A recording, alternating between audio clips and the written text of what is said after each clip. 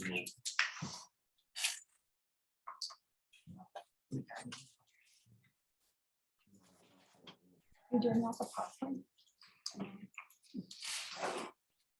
will call to order this meeting.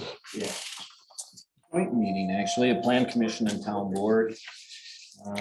It is Tuesday, April 26th, 2022, 6:30 p.m. And we have no public hearing this evening, so we can go right into the first of our agenda. And Stephanie, would you do honors of roll call? Yes, sure. Brian Duffin. Here. Sharon Christensen. Here. Dave Kagaman. Here. Arlen Kai. Here. Andy Blumstrom. Here. Arlen Christensen. Here. Tim Yanachek. Here. Approval of the March 15th, 2022 Plan Commission minutes. I move for approval. Tim moved. Is there a second to his motion? Second. Andy? All those in favor say aye. Aye. Opposed, the same. Motion passes. Item 4, discussion and possible action allowing exceptions to the 2-acre minimum lot size. This is something altogether new to me. I was not told this was going to be on the agenda, so someone's got to clue me in as to what this is about. This was a town board recommendation back to from town board to plan commission in regard to initially the Wilmont parcel. But they've discussed it now at town board level and asked that it be brought back here. If I'm correct, I was not meeting, so. Which parcel is this? One on Blue Ridge with the. Yeah. Do you guys want me to give you background Was here information last on month this? and talk. Oh, okay. Joint meeting, Brian. Okay. So maybe I should have them speak as to what they have in mind. Yes, so some of you guys might be familiar with us by now. We've been here quite frequently. So just to give you a backstory, because you might be wondering, why do we keep coming here? So we purchased this property in September of 2020. Prior to that, we felt like we did our due diligence. We understood that there was a very messy deed restriction on our property because we have 2 hot dog lots. And they put our septic system on another property, so there was a deed restriction on it. So we came initially to the planning commission maybe a year ago now and asked just, what would you guys like to see for us to be able to fix this so we don't have any titling issues, deed restrictions? At that time, we were going off of Access Dane's information, which said we had 4.07 acres. Paid for the survey, did all of that, found out we only have 3.95 acres.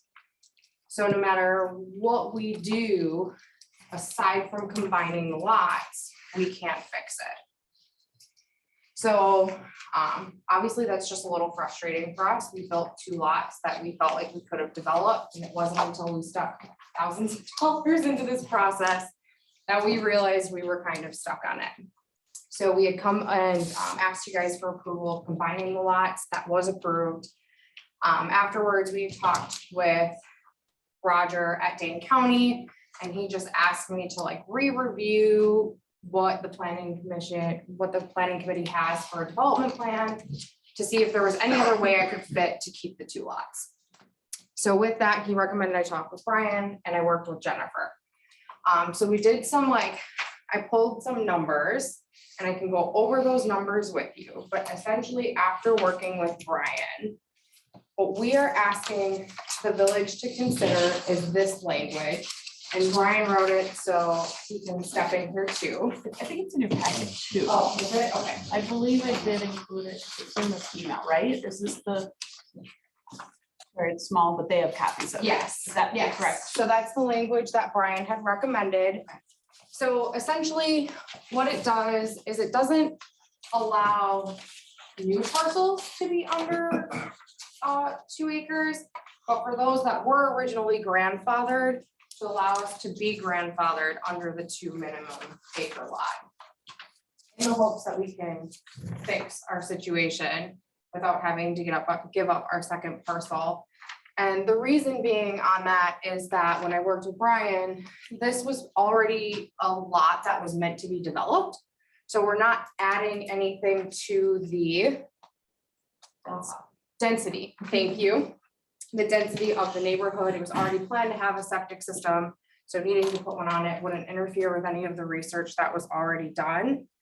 And based off of like our neighborhood, the average lot, sorry, I took a whole bunch of screenshots because I had a PowerPoint and I didn't want to bore you guys with the PowerPoint. So in our particular subdivision, our average lot size are 0.77 acres. And of our subdivision, there are actually only 3 lots over 2 acres, and one of our lots is that acre. So that's, yeah, so there's, oh yeah, is that lot, sorry. So that's kind of why we're looking at it and hoping that you guys would consider adding some verbiage into the plan so that anybody like us or in our situation can still work with their lot lines.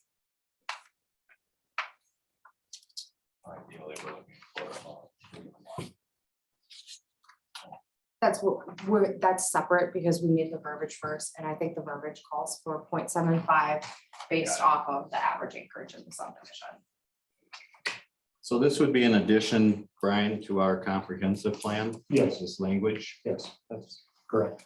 so there may be other situations where there are people that might use this language at some point in time. Potentially, yes. I mean, it depends on how many lots that fit that characteristic are out there now, and we can find that out for you if that's something you'd like to know. And we can let you know how many might fit those criteria. But my advice was that given that the town was in the process of revising their plan now, that this was an opportune time to bring it before the Plan Commission and the town of Oregon. Obviously, and there's a desire to treat everybody in the same situation a similar way. So we tried to write it in a way that would narrow down the scope of who it would apply to people in particular situations. So this would be the preferred route to go. There's no way of doing a variance, so to speak. Well, there's no variance provision in the plan. I mean, you could do that, I suppose. But then you have to be very careful about the criteria under which you grant it, right? Because again, the idea is you want to treat everyone in the same circumstance the same way. You don't want to be playing favorites with, particular individuals or things like that. So, yeah, you could write a variance process into the plan, but you'd have to come up with criteria by which you would approve it. So I think in many cases, it's probably easier and simpler to simply put those criteria in the plan rather than go through a separate approval process.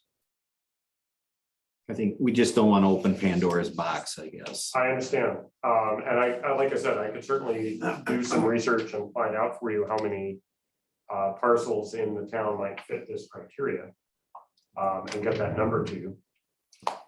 I suspect it's a relatively small number. I would assume as well, but I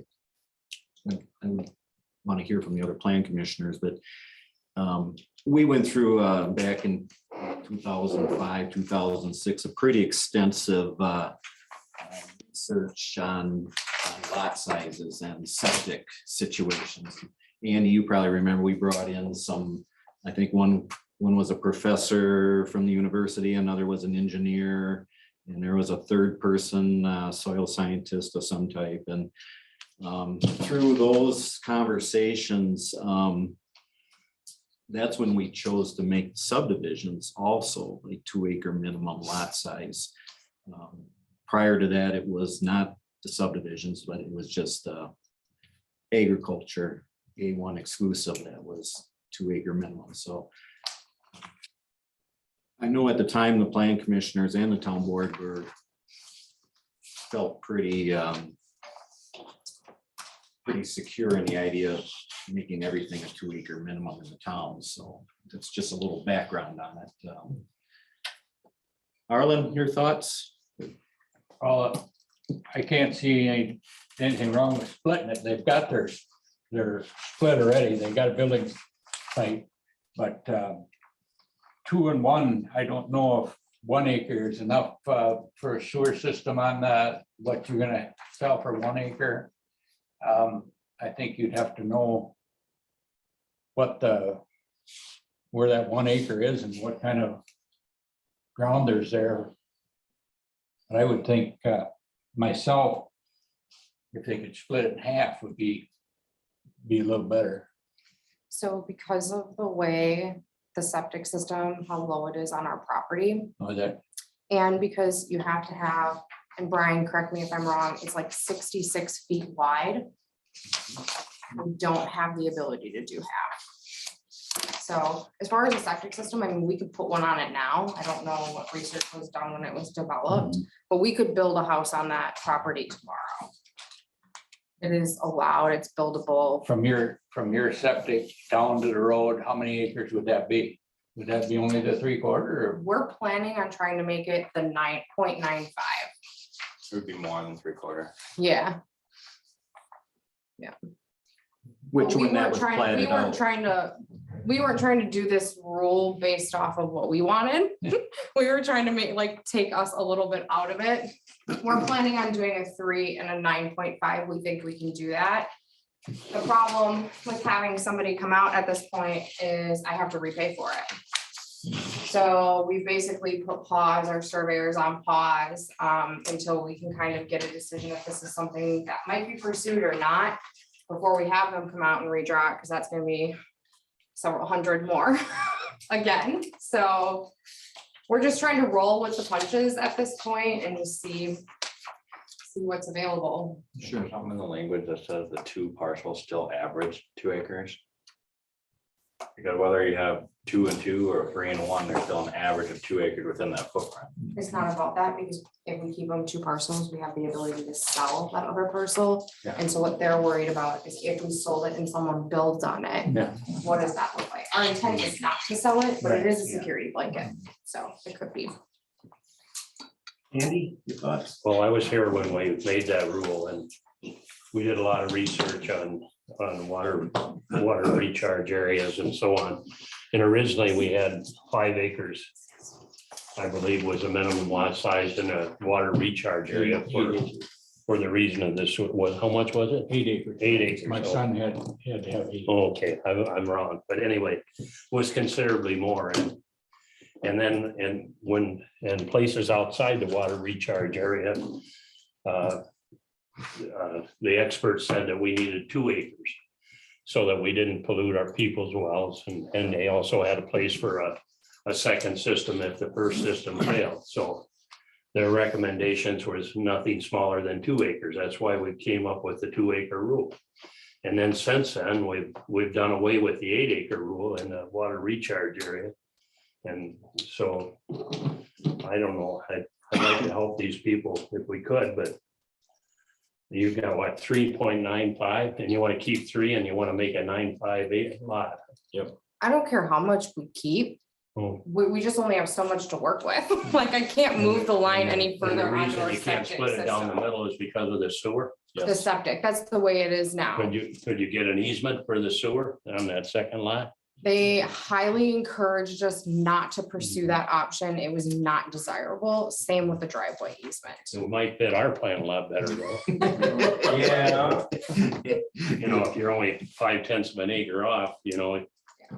And you've got a lot of road frontage here, you know, if we let them include the road right away in the 2 acres like we do on others, you know.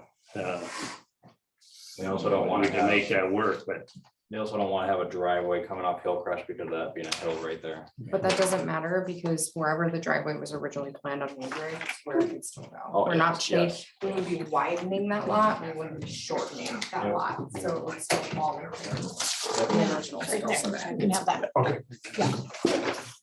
well, anyway, that's pretty much how I feel about it. And I think we made those rules for a reason. You know, And when I talked with, they were well thought through. We spent a lot of time working on this, you know, months and months. And one of the persons on our planning commission also worked in that area. And so she was a great help. I can't remember her name, but she lived in your subdivision there. And, anyway, we made those rules for a reason. And that's pretty much how I feel about it. Sharon, your thoughts?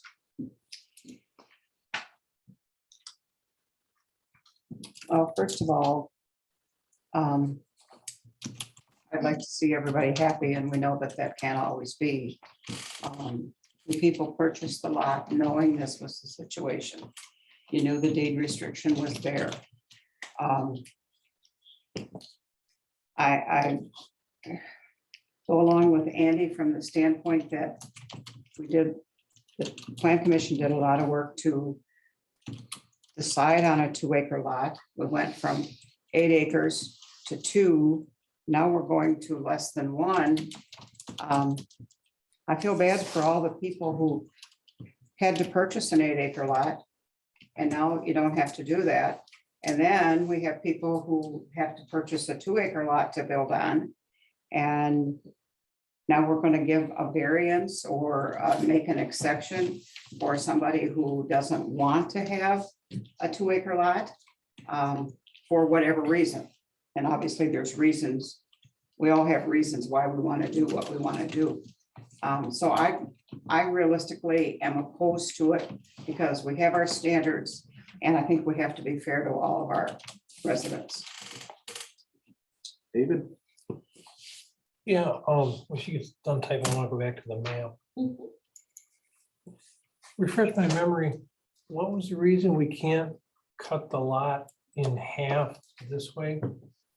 This way, Yeah, we were told not to do, This is our driveway right here. Our driveway goes right here, okay, all the way. and we were told not to do a driveway easement by Dane County. So we're Not to do it. kind of stuck. Well, I guess I agree with what the previous cohorts have said that, you know, to get down to 1 acre or under an acre for a lot with the septic and everything, kind of goes against what we've been trying to do. So that's why I was trying to look if there's any way to get it more even. Of the, you know, to have 2 lots that are, Sure. or make this They're so close. security blanket lot. I mean, and that's the fortunate part, right? We thought we had 4.07 acres. That was the reality. We made all of our decisions based off of that, never realizing there was a clerical error Yeah. and it got inputted wrong. And so now we're well into the thick of it at this point. And I understand where you guys are coming from. You guys obviously know where I'm coming from. And it's really only to give the grandfather exception to people who had the ability when these parcels were originally created, not to kind of open Pandora's box, but I understand that not everybody is like us and people have ulterior motives and you don't know what that can bring up, but. I think I'm kind of hesitant from that reason. And then looking ahead, you know, we've been discussing these other potential splits that we have in the township based on other subdivisions and the blue area and all that we've been discussing. If we do make some kind of grandfather exception or do something that you can do down to 1 acre or under 1 acre, what's going to be the impact when we start finding more of these other lots that, depending on what road we go down, could be further developed? Yeah, we may be bumping into this more and more as we go forward. That's one of my concerns, so. Yeah. This only applies to like that specific language where it had to be created like prior to 1994 and lived within a subdivision. David's talking about subdivisions that have been in place since before that. Tim, your thoughts? I don't have anything additional to add. I was not here when we did the extensive study on coming up with a proper size, proper minimum size for a rural lot. I wasn't here to hear that discussion or listen to the proof, but it sounds like the town really went into depth to make sure we got a empirical scientific basis for the decision to hold it to 2 acres, and that impresses me. Yeah, it was pretty extensive. Ryan, you know, if you move that field, it might cost $10,000, you know. But even that's cheap compared to the increase in value you'd have by having the second lot. That's a small price to pay too, if you look at it that way. Move your septic field. Oh, yeah, so we looked into that. The unfortunate part is our house is way up here Yeah, and our well is right here. And so based off of where we would want to move it and our driveway, we don't have enough space. We really tried to exhaust almost every option. so you got 3 acres and you don't have enough space No, because it, for the second field. well, because we can't put it on We can't put it on. Yeah, I understand, but if you did divide those, you'd have 3 acres. You wouldn't have room for a second septic system if the first one failed. What you're telling us? Well, we would here, but we can't put it here now. Because the way our driveway cuts right across of it, and our well is in the blind spot. It blocks. It was a terrible design. Right. So that's another reason why maybe it shouldn't be divided if you don't have room for a second.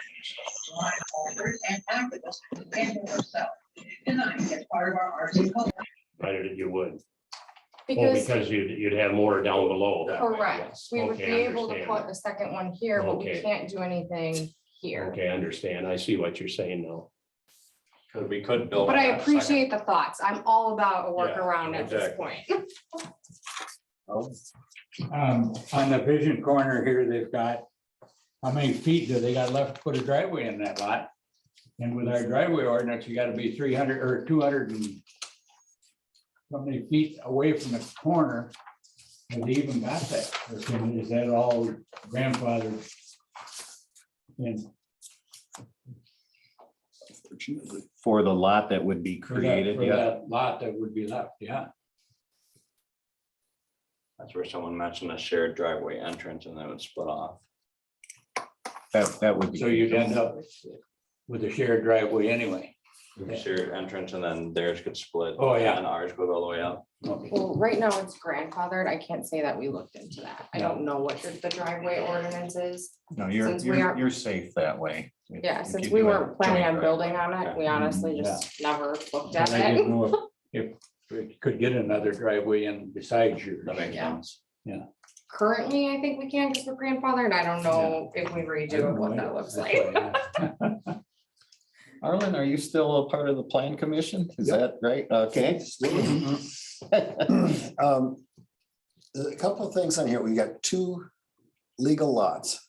At least one of them is less than 2 acres. I mean, they're 2 lots. Right now, they're registered that way. They exist. I'm not quite sure why this is going into a combining and then separating. And I'm not quite sure I understand Dane County's position that if lot lines are reconfigured, why that creates a new lot. That seems like, if we can come back to that. Sure. I would like to get that. We have adjusted lot lines before due to usable land, ravines, that neighbors swapped land that crossed a ravine and then they sort of split it so that they had more usable land, or they reconfigured their lot line. So that's nothing new. We allow that. I'm not quite sure why we can't allow that here. And that gets back to that new lot question, Brian, as to why can't we just say this is a lot line reconfiguration due to unique Yeah. site conditions? That's an excellent question. I mean, the main difference is that usually when you're doing a lot line adjustment, those are meets and bounds properties that are not described in a certified survey map. Once you have a lot that is described in a recorded plat or a recorded certified survey map, the only way you can modify that is with a new recorded document, a new CSM or plat. And by doing that, you're creating effectively a new lot. You're subject to the same requirements for consistency with the comprehensive plan under state law that you would be if you were doing it as a new application. So this is that's more of a vagary of the state and Dane County laws that we're It's state dealing with. law, yes. It's a that- state law. Yeah, that the only way you can modify a lot that's created with the certified survey map is with a new certified survey map. You can't just do a meets and bounds description anymore because So it's you creating, created it as a it's recorded document. creating 2 new lots. Yes, Okay. So that seems to be kind of counterintuitive to lot lines that we've adjusted in the past. So looking, I would suggest the ones you've done in the past did not have a certified survey map on them. Right. this one does not. The ones that you've done in the past did not have a Okay. certified survey map on them. That's why you were able to do that. They were meets and bounds. That's correct. That's right. Okay. With that, the new word or the wording that Brian has suggested here seems to make a great deal of sense in that it's allowing the continuation of existing lots, the number of lots, not increasing. Owners can always decrease the number of lots. And giving some flexibility to allow for unique site conditions. Which this one sort of has unique site conditions. So I'd be thinking that in this case, that this language inserted into the plan would make a good deal of sense, not just for this lot, but for other lots. That even those ones that are meets and bounds that we had before, Brian, do they have to come back as a CSM? No, not necessarily. If you're moving property between two meets and bounds description lots, you don't need a new certified survey map if you're not creating a new parcel, a new. So if you're gonna build on that site, don't you have to have a CFM though? Not necessarily. So land division and zoning are two different things. So if you have two parcels that are meets and bounds descriptions, they're both in the same zoning district. You can do that with and you're not reducing any of those parcels below 35 acres.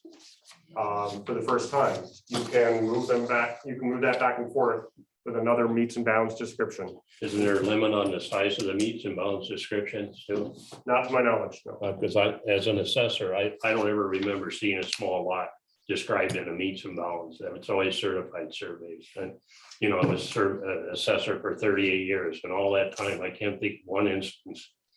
So there must be a reason why. What I can tell you, any lot created after 1970 in Dane County would have been any lot that was smaller than, I think it was 15 acres initially in 1970. Any lot that was smaller than 5 acres, I believe, sometime in the 1990s. And then in around 2000, the late 1990s, it was changed to 35 acres. But the target date for when you needed target size for when you needed a CSM changed over the years. But for prior to 1970, you did not need a certified survey map to create a lot of any size. After 1970, you did. So there's a lot of existing lots out there that may have been created by meets and bounds description prior to 1970.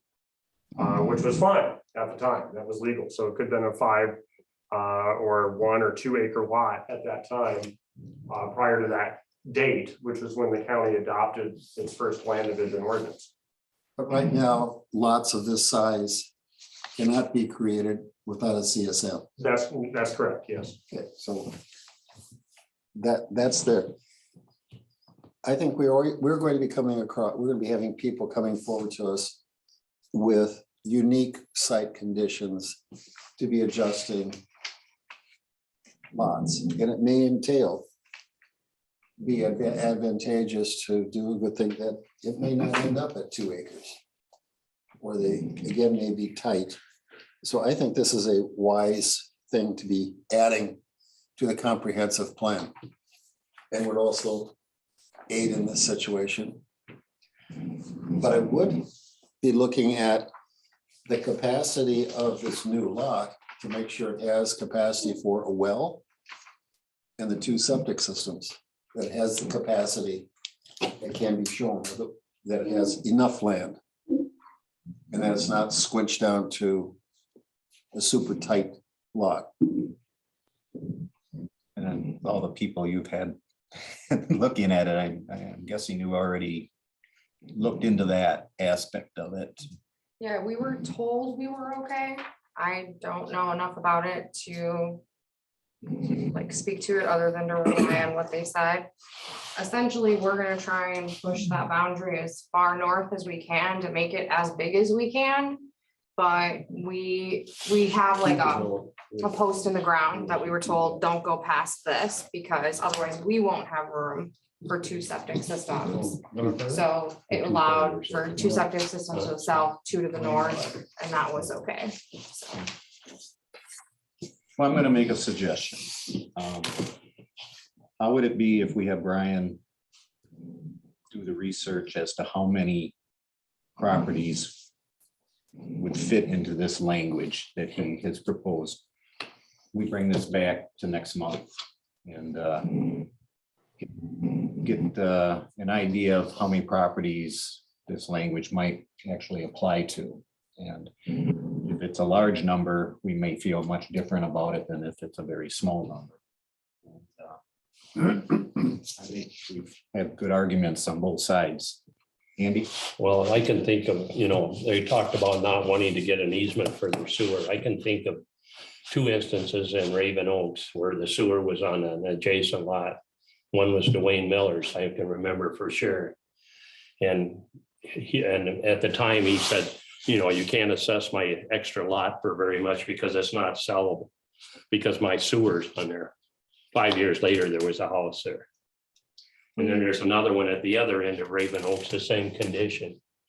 And they built a house on it. So it can be done. It might be a little difficult, but it's one way of getting around this. we don't actually have an easement, we have a deed restriction. Okay. And like that, what I've been told, and like, I don't know if you can step in, but what Yeah. Roger has said is, Well, if you own both There's lots, you no can way- create an easement though. so what he told me was there wasn't a way to create it because Dane County sanitation is the one who like slapped on the deed restriction, and because it was filed wonky, and I can't speak to that, that the only way for us to get that deed restriction gone is to redo the lots. That was the only option we had. Okay.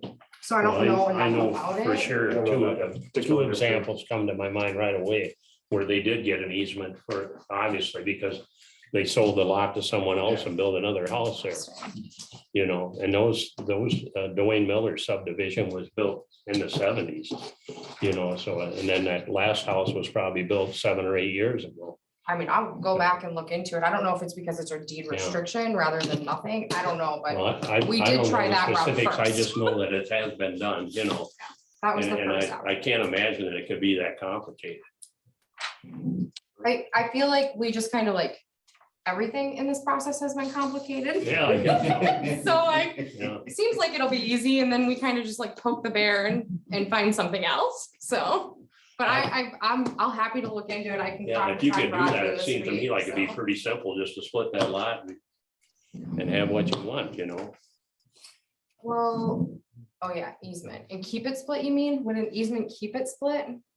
Well, if you had an easement to leave your sewer on somebody else's property. okay. Yeah, you could split it and sell that piece of property with the easement that your sewer can remain there until it fails, Right. It's also possible that in more recent years, Dane County Public Health in particular has not been in favor of that transaction. Because we've been hearing from them a lot when we review new applications. In more recent years, they've been advising that they want to see the septic system on the same lot as the house that it serves. So, Andy, it's possible that, again, some of that may have happened some time ago, and that public health has changed its policy on that. So I would encourage you to check with public health before you go too far down the road of looking at an easement Sounds to good. see if they would support that. We felt like it would be more simple to have everything that belongs to one house on one lot. And it would be. I'm not shying away from any decision. That'll Yeah. help fix I it. just want to save you. We're just trying to find a way to get I am You so want to happy to public use this health. as a brainstorm session. That does not bother me. The brains are storming, so. Mine have been spinning for over a year now, so here I thought it was gonna be super easy.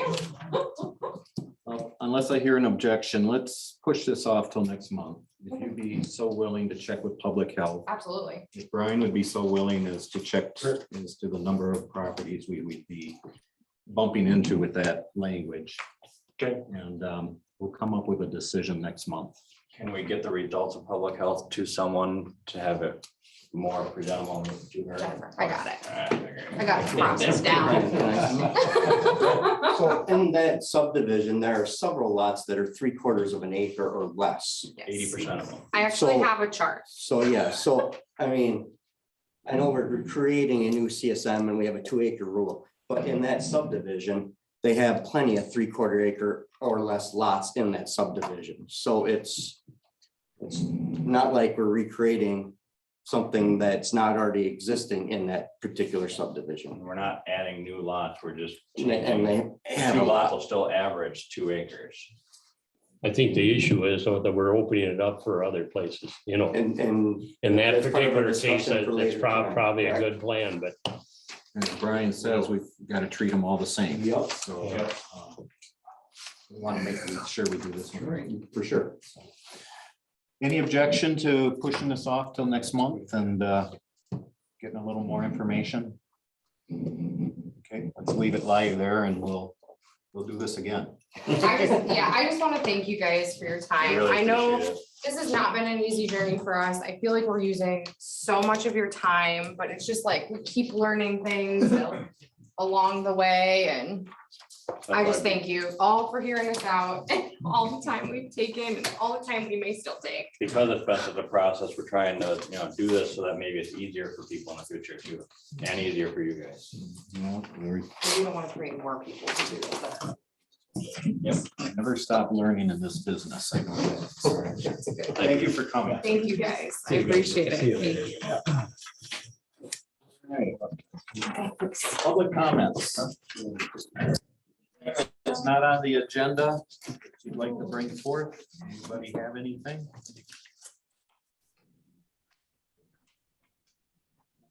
Communications, anything anybody has to share tonight?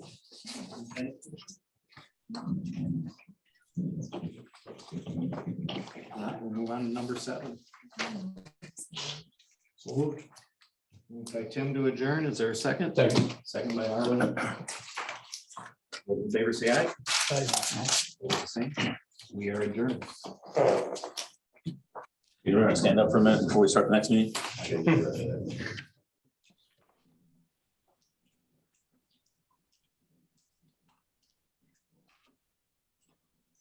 Second inning stretch. Right.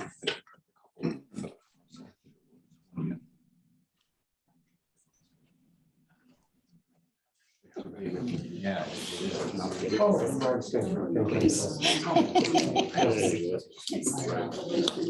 know if you were like trying to open it slowly, so. He's building a new house. that's your Is short it coming? term. Is it coming out? Yeah, it's unfortunate. Yeah. Variances. Under contract.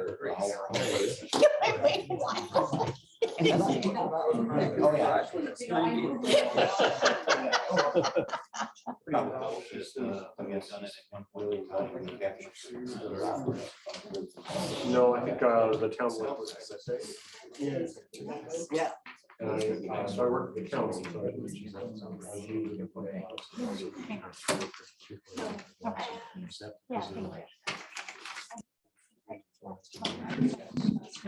Yeah, see, we didn't actually 2 acre minimum on I can't remember. And I sent him the agenda. That subdivision was a late 80s So I thought, well, subdivision. here. Late 80s. All right, let's see. I think my in-laws were like the 3rd house built and they built at 89. And that's Here's my little card. Yeah. The Shields, yeah. Shield was 70s. Shield was 70s, correct. I think I have. Oh, yeah. It's less practical than yours. I don't know. Well, you get the right ears in the rain anyway. Yeah. You can put a mount system in the blacktop. You don't want to drive it. Put a new one out. I have a hard time with Just the way it's the made. septic system because you can put a mount system off the blacktop. I know what the Milwaukee ones in the rain. By the time I got there, my left leg was wet. Yeah, it would be the third Tuesday. No, usually I'm out by myself Yeah. invariably. Yeah. Okay, that's really early. Yeah. That one I've got to see. Thank you. Yeah, no problem. Well, you know, the soil is, it can be pretty, Oh, so it can be pretty unforgiving. yes, that's what I mean. I don't mean literally you can put it out there, but the soil. We need a new one. We've got some pretty funky rock. This is just me. Okay. It is Tuesday, April 26, 2022 at 7:10 PM. I'll call this town board meeting to order. Your roll call, Jennifer? Kate Flagging, I'm sorry, Kate Flagging here. Fred Clark, Yeah. Wayne Ace. Here. Arlen Ty, Here. Carl Walzer. Here. Item 3 is discussion and possible action by the town board to reappoint Arlen Christensen to the plan commission until we get a new plan commission to add. And with Arlen's experience, I think it'd be good to keep him on until we get that far. I mean, we're taking applications till the 1st of June. So hopefully we have something by the end of June or first part of July, but I'd like to see us keep Arlen on the plan commission until that time. Kate? I agree. I think that's a great idea. I'm happy that he's willing to stay. Fred? I agree.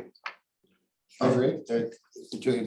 Should we not make a motion to appoint Arlen Christensen? Well, I was gonna get everybody's thoughts first before I call for the motion. Well, go over that. I think it's a fine idea. Carl? I'll call for a motion to appoint Arlen to the plan commission until we find something to replace him. I'll make that motion to appoint Arlen Christensen to the plan commission. Got a motion from Fred. Is there a second? Second. Second from Kate. Any further discussion? Hearing none, all in favor, is gonna say an aye. Aye. Pose same sign. Motion carries. Thanks, Arlen. So then, Brian, you're gonna continue through your term in June? Two more meetings after tonight, Okay, if I'm not in the field. okay, And I'll make that very clear. If I'm busy, I'm busy. okay.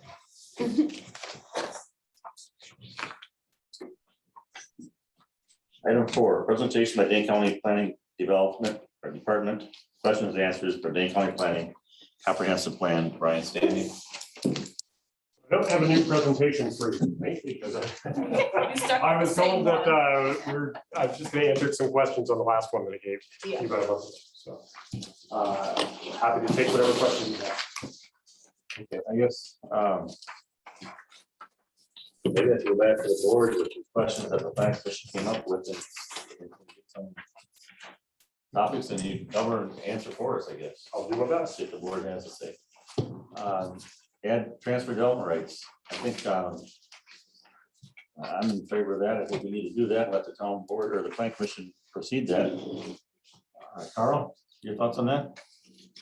I think we should continue looking into it. The only thing I'm concerned about with TDRs is that I'm not certain of like the total number of properties that are affected and whether it's worth a lot of time. I mean, there's been a lot of time spent on talking about TDRs and what kind of, we talk about budget and the impact of new building on budgets. And I don't, from that perspective, I'm not sure that the 50 or so parcels that could come out of that really would have much of an impact. But overall, I think to get it nailed down, I think makes a lot of sense. Yeah, I've been long asking for how many splits are out there that could be. I'm also concerned that in order to encourage the use of the transferred, somebody who has the development rights to transfer, what's the market for that? And are they going to be having used that split to actually subdivide a corner of the farm? Or do we have enough of a market to transfer the development rights? So I would like to make sure that as we develop this, that we have something that's marketable and see where the TDR has been used successfully to preserve farmland. Okay, well, my question is, do we want the plan commission to look into TDR? Yes, That is the question. yes. Carl? Fred? Yes. Kate? Yes. So the plan commission heard that, look in the TDR. And then you guys can bring your questions forward to the plan commission and get that stuff all worked out. That's where we're at tonight. Item 2, at chapter 75 driveway easement language. This language allows 166-foot wide easement to access up to 4 lots to satisfy the county's road frontage requirement. This saves farmland and results in driver's access to town public roads. We've had this situation before. And I think it is very great for the county to allow us to do that. So I guess again, I'll ask if the board feels comfortable with this and have the plan commission look into this. Kate, I'll start your thing. Yeah, I mean, I agree with the planning commission looking into all of this, just because we want to know what you think before you ask us how we want to respond to it. I have a lot of questions that I think you'll answer. We'll look into it further. Mhm.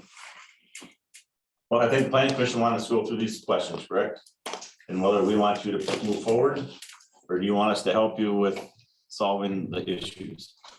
I put this together Yep.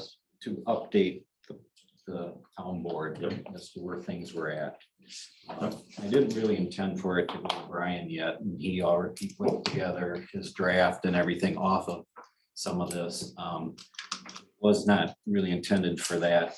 I just wanted for you to take a look at it and say, boy, I wish there was some more things on here. There's things that we would like to see on this list, or there's things on this list we don't care to get involved in. It'd be a good time for the plan commission to know that. And, so yeah, I think at minimum, if you could just tell us if there's anything on the list you don't want to go forward with. And well, I think that I wouldn't mind getting into a discussion on any of this. There's some technical things here, and if I understand members have questions, we're here to answer them, and if we have questions, we're here to answer them. We can have a nice debate on some of it. So you want to start from one and see how far we get? I don't think we're gonna be done by 9:30 if we're gonna go through all 8 of these and discuss every one of them. It's up to the town board. Do with it as you wish. I just, like I said, it was an update. I mean, I was hoping that the board members had questions that had been wrote down on these questions, on each one of these answers, or each one of these questions here. And presented to the town plan commission, so I was kind of hoping. And we got Brian here. But we had tonight, to change so in, it'd we had be to a change great in time- board members, so yeah, I it'd be a great understand. time to dig into some of this if you have questions. So Brian, do you have this? I'm not sure I do. Is it? Here, I got one here. This pertains only to this. Okay.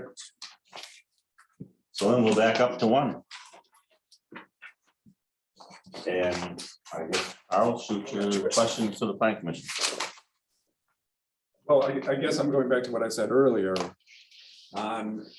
This is sort of like who's driving the bus with TDRs, right? No, really no connection to the bus driver. But is it the plan commission's say responsibility? No, that's not exactly the right word. Is the plan commission's responsibility to take a position or to take a subject, a situation, research it and come up with proposals for the board? Or is it the board that provides the plan commission with guidance as, whether it's any one of these items or any other items? Who's initiating the research, or who's initiating the decisions? I mean, ultimately, the board will approve something or not, but is that the flow? Or what is the flow? Is the flow from the plan commission to the board, or is it the board to the plan commission back to the board? So the way I've approached it is chair of the plan commission is the town board always informs the plan commission as to what projects or what policies or what they want the plan commission to work on. And then we do the research.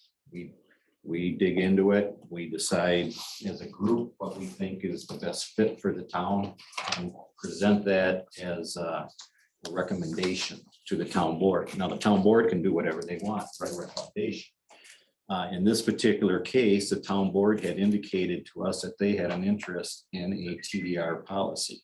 So it really was the town board that initiated us looking into TDR. I don't know if we would have done it without the town board wanting us or requesting us to do that. We probably would have mentioned it, but I don't know if we would have. Doesn't really matter, I guess. But so we have done some research. Brian has provided some of that for us. we've had G. Allen, who's another senior planner at Dane County here. He works with he works with Rutland and a couple other townships that we had an interest in. If they were doing the TDR, we've done, or at least I have done some online stuff as to what they, other townships. There's been a couple seminars on TDR in the last couple, I guess it was before the pandemic, so maybe it's 3 years ago. Attended that where we had the townships that have TDR policies already in place. They were brought into a seminar setting and explained how their TDR programs worked, what they liked, what they didn't like. So there's been a lot of thought and a lot of kind of discussion about it. If the town board said they no longer had an interest in TDR, we would drop it and we wouldn't pursue it. And we wouldn't spend time, waste time on it, I guess. If they're still interested, as it appears they are, then we will be working with Brian to nail down something as a recommendation to the town board.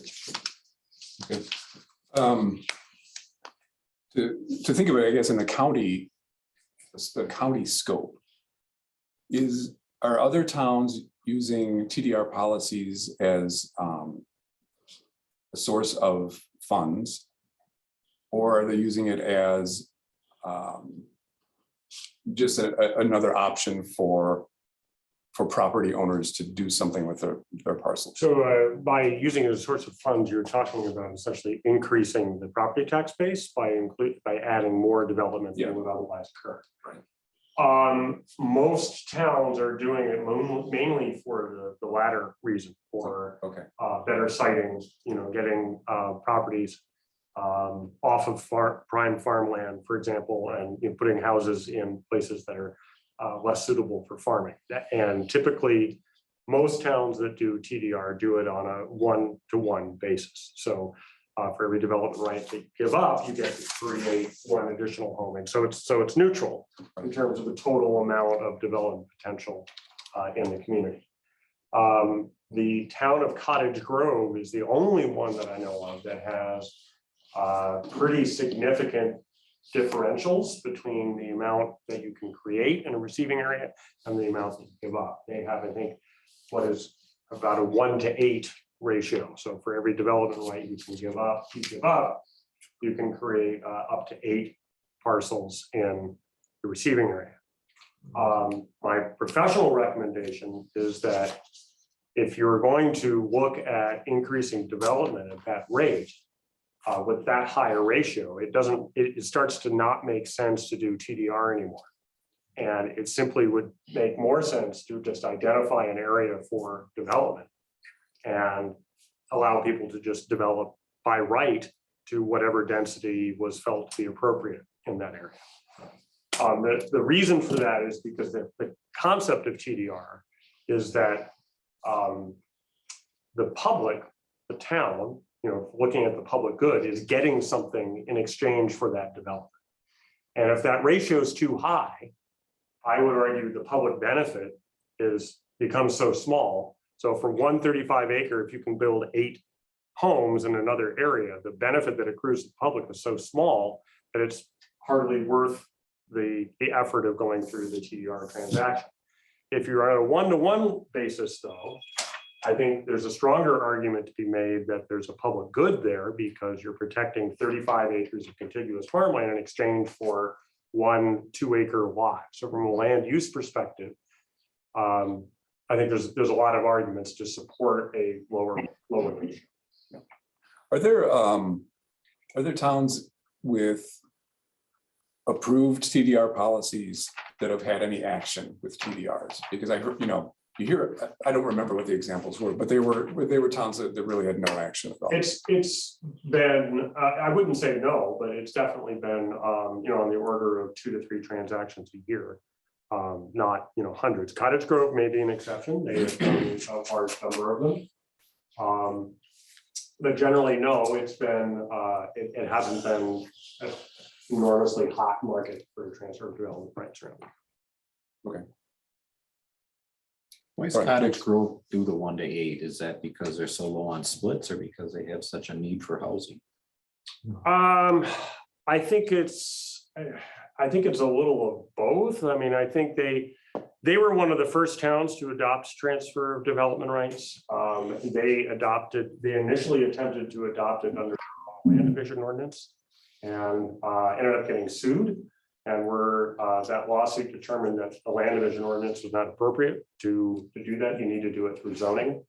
That's part of what prompted the county to develop the zoning ordinance that we now have to put it on a stronger legal framework. So I think, going first is not always an advantage. And I think in retrospect, I think, if you talk to people in the town, I think they might say that they would have preferred maybe to go with a system where they just identify development areas rather than go through TDR. Now that they're into it though, they've got sort of an equity issue, and that if one person has been able, had to buy a development right, even if it was 1 for 8, they're a little nervous about changing that now because and allowing to do that without participating in TDR. Because people in other landowners would have had to have done that, and they're trying to be fair. So I think, like I said, I think it was an early model of TDR that, I think people were heavily invested in trying to make work. And in retrospect, I think we've learned a little bit since then.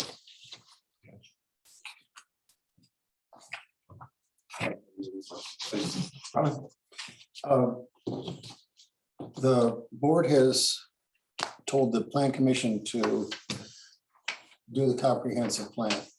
TDR is part of that. Yep. And I think all 8 of these questions, I think would be best directed, come back with a policy, come back with a plan as to how it is. On the other hand, if we see something from the board that says, due to the tax formula that we're locked under, do we or do we not want to find a way to have more lots? Encourage because that's the way the tax formula works. Some of those policies and each one of these can be directed to the plan commission. Because the plan commission, I don't think can floundered a little bit on, well, should we have more lots or not? Because of the tax situation. So there's a policy thing that the board, I think, can send to the plan commission. Otherwise, all the other items that are outlined there are very good. Get them fleshed out, get the language and bring it back for approval. But find where the policy things are. I think there's a few on here that Brian wants to answer tonight on, so I think we're gonna have to get some of them. I want to make a quick comment, Arlen, though. What we bump into is that the residents of this township have indicated a number of times that they do not want housing density over and above exclusive ag zoning. We heard it in '94 when they voted for exclusive ag zoning. They said the reason they voted for it is because there was too much housing, too much development. We heard it again in '99 when we had the visioning survey process. And the visioning statement was made. Hundreds of people come to the town hall here and were interviewed, and they made it very clear. They wanted the housing control. And we saw it again with the survey that Brian and Pam helped us with from planning development. Again, they don't care to have housing over and above exclusive ag zoning. So the plan commission finds it difficult to go against the wishes of the residents. So when we bring a recommendation to the town board, we're going to be bringing that kind of recommendation. So just understand that. Can I chime in for a second too on just a couple things, if that's okay? My only concern about the old surveys and vision statements is that they're not. The one from 20 years ago was from 20 years ago.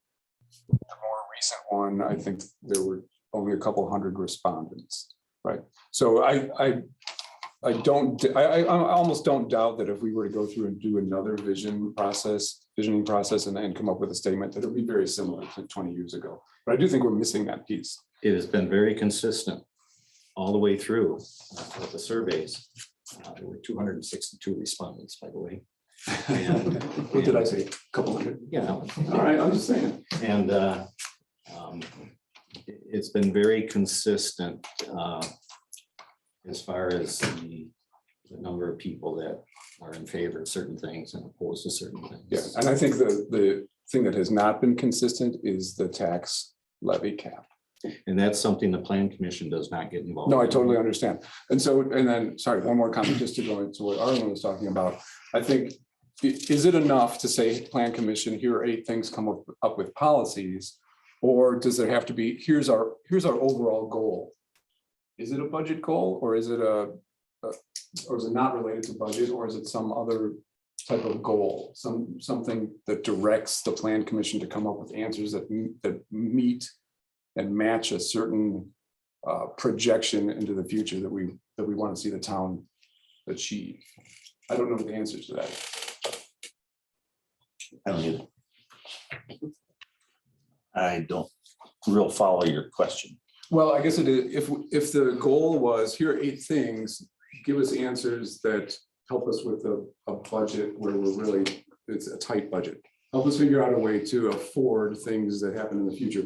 Or is it exclusively focus on protecting high quality properties and shifting development, if there is any, through TDRs or what have you, to properties that are not farmland or anything similar to that?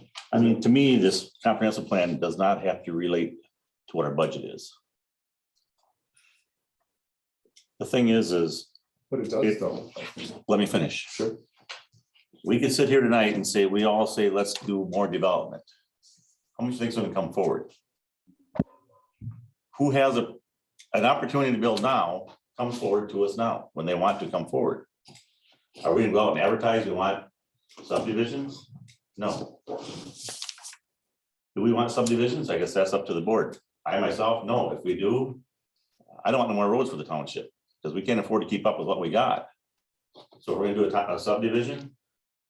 All that repair and maintenance goes back on to whoever who builds that subdivision, the owners that live there or whatever. But I don't think we can sit here and say that we're gonna get, the TDR is not gonna change much in development at all, as far as my opinion is. We might get 1 or 2. We may not get any. Is it gonna be a big thing? I don't think so. I really don't. I think it should be an option to farmers that want to do it. I think it's great to reserve farmland and put it on land that's not productive. So I think it's a great tool to offer it. But is it gonna make a big difference to township? My personal feeling, I don't think so. I really don't.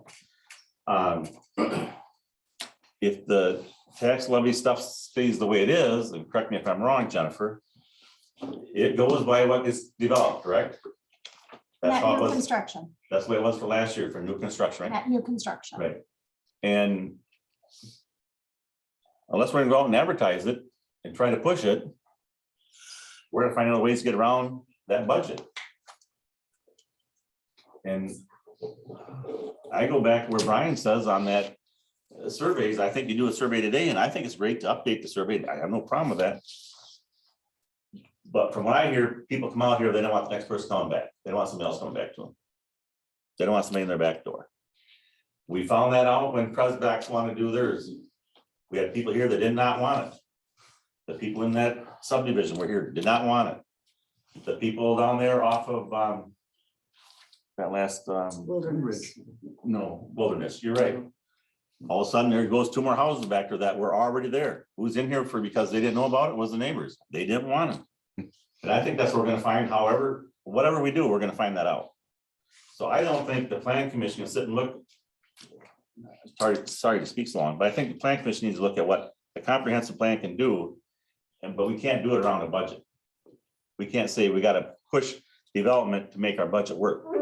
First of all, it's not gonna happen overnight. If you want more development, it's not gonna happen overnight. So I think the planning commission needs to concentrate on the comprehensive plan with what us town board is going to hopefully tell them what we want to look forward to. But I don't think we need to tell them that, because of the budget standpoint, we need development. I don't think they need to hear that. Let me give you another perspective, Carl. The town of Oregon has twice as many houses as the town of Rutland. The town of Oregon has 3 times as many houses as the town of Montrose. The town of Oregon has 4 times as many houses as the town of Primrose. Those are our neighboring townships on the bottom tier of the county. If having more houses is the solution or the answer to having more money, you would think that Primrose and Montrose must really be in the financial toilet, but they're not. What they understand is that they have to live within their means. That's really what it comes down to. Having more houses doesn't guarantee more money. Having more houses does guarantee more people, more wear and tear on the roads, more services having to be provided, and more headaches for the town board chair. In schools. So don't think of having more houses as a moneymaker. I agree with Wayne. We don't work the budget around the housing. We work within your means. And that's how these other townships do it. And I think we can learn from them. I have to speak up now. It's been kind of stalled around here, Well, okay? I'm getting to you. Okay, I'm getting to you. When I'm done, I'm gonna keep moving. okay, So just, okay. we're still on item 1 here. All right, Fred, go ahead. Go ahead and I'm finish. done. Go ahead. Well, so I'm come from a farming background and I'm all for preserving the ag land, but I don't. Ag land is the only thing a farmer has that he can make money on, to a point. We're not told by the government how much we're gonna get for our corn, and we're not told by the government how much we're gonna get for our whatever product we're selling. So TDR would be a perfect way for some farmers to make some extra money on selling their land. Because that's pretty much the only thing they have that they can make extra money on. So preserving the farmland, I'll just say this, if you go down Highway D and you start at the beginning of Fish Hatchery Road, there was 10 dairy farms on Highway D. You drive down Highway D now and there is two, Mahars and Stussy that are in the town. So we've lost the dairy farm aspect of town of Oregon. But we have a lot of, how do I want to say this? Big time land farmers that come in and rent land from our town residents. So we are losing the farm aspect of the town of Oregon in my eyes. So that's all I pretty much. Acres don't vote, people vote. Yes, and some of the people that are renting our land do not live in the town of Oregon. They are coming from other towns to rent the land in the town of Oregon. And I'll just comment on one thing that you said there about the farmers. A lot of these farmers that have their land, that's their retirement, selling a piece of property off and getting that lot. They're not offered the 401. They're not offered profit sharing like a lot of jobs have. The farmer's retirement is their land. That's what I was just gonna. Yep. Okay, Kate. Okay, so, it just seems as we're going around, times are changing. Unfortunately, we're facing problems financially. What's going to happen with the farms? I kind of think it's time to maybe look at things a little different. Now, I'm relatively new. I'm not a farmer. But the thing that bothers me, I've been doing a lot of research with the TDR, and I'm just starting to understand it. And I've been listening to these for a year. It's very confusing. I have a feeling a lot of farmers maybe don't understand it very well. In fact, Jennifer and I had a talk that maybe we should bring people in. Because the thing that I'm just starting to understand is, so say this farmer, wants to transfer 35 acres. And then 20 years later, he's one of these old farmers and now someone wants to develop his farm, but that 35 acres is in perpetuity, correct? They can't ever do anything with it. Do they know that? I mean, I think that's kind of a scary thing for some people to think about. And you and I talked about that once. If that phrase makes it just a If you little bit read, difficult. What I presented, we are suggesting at this point, it hasn't been voted on, so I can't speak for the other planning commissioners. But the suggestion is that a conservation easement be if the farmer wants one, they can have one. If they don't want one, they just go with the deed restriction. I know that's against the county policy, but I think Brian will work with us on that. Yeah, that's what if that's what you direct us to do. And so we leave it up to the landowner to decide whether a conservation easement is placed on his or her property. It'll be an option. So maybe that's, I know another township has done that a little bit No. more just to protect it. We're ahead of the game here. Yeah. But the other thing is, it's not a matter of budgeting better and living within our means, because everything is more expensive. We still have this amount of money, but all of a sudden the fire department costs this much. And we can't, how do we make up the difference? So it's a situation that at some point we need to look at. And nobody wants that new house in their backyard, but nobody wants the taxes to go up either. I mean, what would happen if we did a referendum on raising the taxes and then we won't put any new development? I mean, maybe people would say, well, that's the case. I mean, there's so many questions we have. Is it another survey? I mean, times are changing right now with everything, the expenses of the fire department alone. I mean, I'm trying to negotiate with the senior center because we can't afford to pay anymore to continue to to add to the senior center. It's real because they're going to say, okay, now it's this much. But we have to say, sorry, this is how much we have. So those are real situations. It's not trying to budget better. Maybe you need to consider a referendum. This would apply to Carl's as well. Ask the people if they're willing to allow for more density over and above exclusive ag zoning. And that would maybe be a new survey ahead of a referendum possibly, because we've talked about that. Or you could do what the town of Dunn did, which is the opposite, which they asked, would you be willing to pay more to have less density? And by purchase of development rights.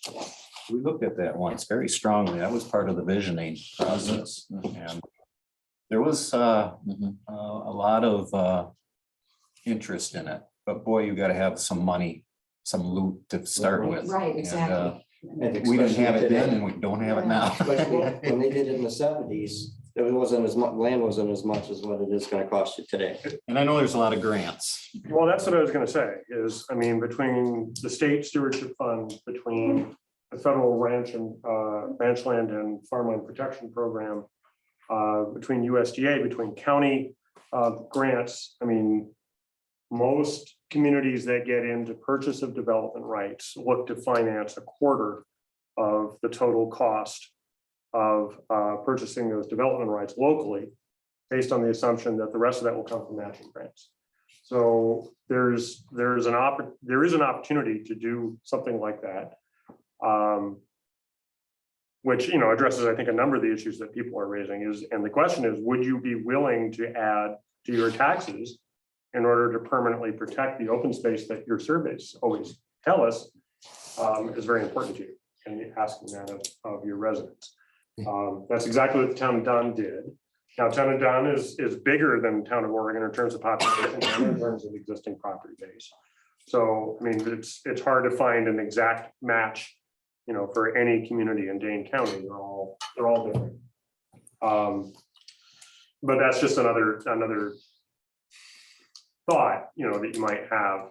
And maybe there's a way to survey people to ask both those questions. Say, look, we've got budgetary constraints. One way we could go would be to try and get more development and increase the property base. Another way we could go would be do a referendum to increase the tax base so we can afford to keep all the land in local farming. And see what they say. We did have a question on the survey that asked if the residents would be willing to pay more taxes to have bigger parks or upgrade the parks or something. And No go. didn't go. They want the rural character of the township, but not at the expense of paying more taxes. Can I ask a question? Can I ask a question? Would I be out of order to ask a question? Well, has anybody ever made a study to see if increasing the density is gonna help us financially? I know a few years ago, there was a study and they said it wasn't, and Jennifer, you got to answer that question? So the levy limit caps that were put into place by the state Yeah. allows zero increase in our levy, zero. You can get nothing. I The understand only that. thing that will increase it is net new construction, The- is new homes. So that's relatively new over the years. And that's the only way we can get an increase in the amount of money we can collect from the taxpayers. Okay, I understand that part, but the cost of that new home and the cost of the schools and the cost of the services, does it balance? And it's, The according to town- Mark O'Brien, it was probably 6 or 7 years ago, came out and our planning commission with a study and showed that new homes don't contribute enough tax money for the cost that it costs the community, the schools and everything else. So, How much does it cost to send a kid to school? so And the you get town. what, $6,000-7,000 in taxes, and only a small portion of that is going to it, so it increases everybody's thing. The town levy, which I'm talking about, doesn't include schools. The schools have their own levy that they do. So that study that would talk about Yeah. schools wouldn't affect what I'm talking about. I'm Yeah. only talking about what we can do to increase the amount of money that the town receives. Okay, but So the school district and any other services, that's not. but part as of a what I'm talking taxpayer, it's not gonna help me. it would spread, we're getting this much money and it's spread amongst Yeah, all of you. So the more you are, the less you would But pay. if we allow more development, my taxes are gonna go up. That's what's gonna happen, according to Mark O'Brien, anyway. I don't know. You Mark know, O'Brien. and I don't know if that's Mark still, that was O'Brien. Yeah. a few years back. I don't know if that's still true. Yeah, we can't do that. Are you done, Kate? Yeah. I'm just gonna comment on what you said about TDR. I agree with you, but if we get the policy, it's also the farmer's responsibility to read the rules and regulations. If he's gonna join into it, that's what it is, and you have to live with it. So I mean, And selling for development is permanent too. right, If you sell your Yep. 20 acres and put a subdivision on Yep. it, you're not getting it back. it's done. Yep, you're right. Okay. Let's go on to 2. The add chapter 75 driveway easement language. And Brian, do you want to explain this just in a short nutshell instead of reading this? Sure, there was a provision added to the county land division ordinance, probably 7-8 years ago. That created it. Normally, if you're creating a lot in Dane County, you need at least 66 feet of frontage onto a public road. About 9 years ago, there was an exception written into the ordinance that said you can do that with an easement instead of direct ownership to the right of way. As long as it doesn't serve more than 4 lots, it's inconsistent with the town comprehensive plan. And that has been interpreted to mean there needs to be specific language in the plan that says, yes, we want to take advantage of this ordinance provision.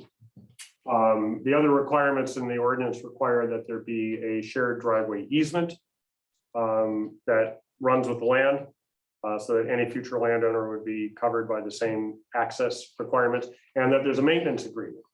And part of the maintenance agreement is that the road or the driveway would be designed to town road specs and maintained to town road specs at the expense of the beneficiaries of the easement, so people who would be off of that driveway.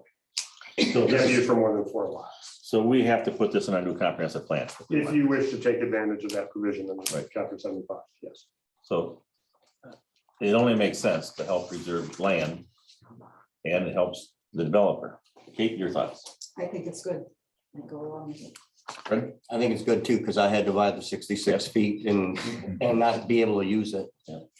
So, Arlen, I think it's a fine idea. Carl, All good. so plan commission, we put that in the comprehensive plan. It's an easy one. So I mean, you guys can start working on One that. easy one. What's that? we got one easy one.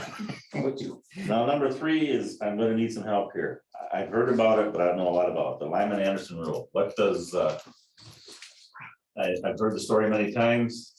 What's Brian's So interpretation of it? the current plan says that all contiguous land under common ownership that was owned as of 1994. You add the contiguous land up and that's the acreage which you base density upon. The Lyman Anderson rule was a peculiar interpretation by former county supervisor Lyman Anderson about what contiguous meant. In that he interpreted it to mean that any land owned by the landowner anywhere in the town, whether they were adjacent to each other or not, would count towards that density policy. It's been confusing because it's never been written that way. And it just says contiguous. There are, however, a number of towns throughout Dane County that say any contiguous or non-contiguous lands in the county as of a certain date, you can use to add up and treat as density, and a landowner can move those development rights between those non-contiguous parcels as if they were part of one parcel. So what the suggestion here is, given that that's sort of a long-standing practice in the town, to simply make that clear by writing it in the language of the plan so that anybody who picks up the plan would understand what it means and not have to go through sort of past history to understand what that meant. And we've done that in the past. I remember when Maher's developed theirs, we joined the 2 farms together, and I think it just makes sense. So I think that is something that should be put in the comprehensive plan that allows that. Kate? Yeah, I mean, the whole Lyman Anderson thing, it seemed like someone could interpret it one way and someone else another way. So what you're saying, we would clarify it. Do we even have to call it Lyman Anderson anymore? No, it would not be called a Lyman The plan commission can. Please, good. I'm relieved. Yeah, I think, just have it written out that people understand it. So contiguous is gonna Totally mean agree. that they have to be attached. No, it's going to say contiguous or non-contiguous. Okay, okay. Is what it will say. I totally agree with it. Arlen? It's a simple solution to a policy that we've been having. Yep. Do it. Carl? Yeah, I agree. Okay, so you guys can reword that and put that in the plan. But use Lyman's name somewhere. We'll sneak it in. Item 4, allow for rural development when it's appropriate. Rural development allows for the creation of lots, even though the property owner does not possess a space. I don't understand this question, so I don't know if one of you, Brian's, want Which one to. is this? 4. Rural development. I don't know what you want us to do here.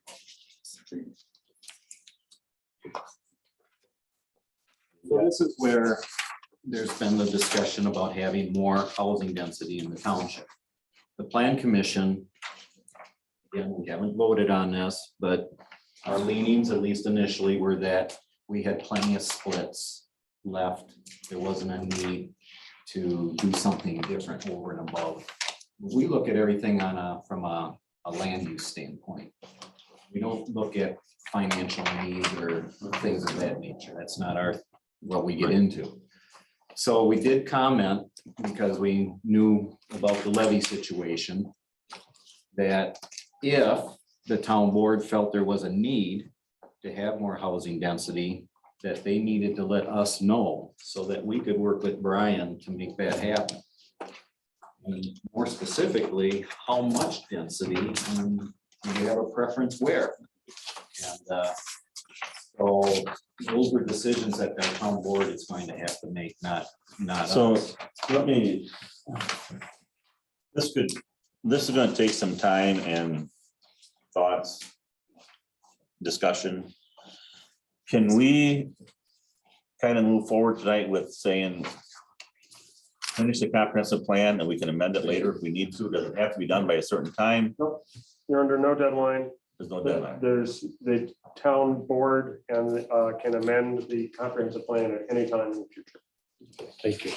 And if you No. want to wait till fall election for a referendum. on it, So I guess I'd like to hear from the office staff on your thoughts of the comprehensive plan. Is there something that you need done ASAP, or can it continue as is? Need to hear from you how fast we gotta keep this rolling. Well, I talked to Brian standing today because I know there's a few issues that are still out there, and I talked to him if they wrapped up what they did now. And then the issues that are still outstanding, they could work on, if we could then do an amendment, and he said, absolutely. Yes. There's no, so the And- things that you really, everyone's okay on, you could wrap it up, and then the things that are still outstanding, continue to work on. You could come back to it in a year, or in 2 years, or in 6 months, or whatever, 5 years, whatever you felt was appropriate. And come back with a subsequent amendment to the plan at any time. So moving forward, we would just follow the rules and plan that's in the comprehensive plan now. I think you Correct. would incorporate anything that you are like you agreed on putting a TDR policy or the driveway.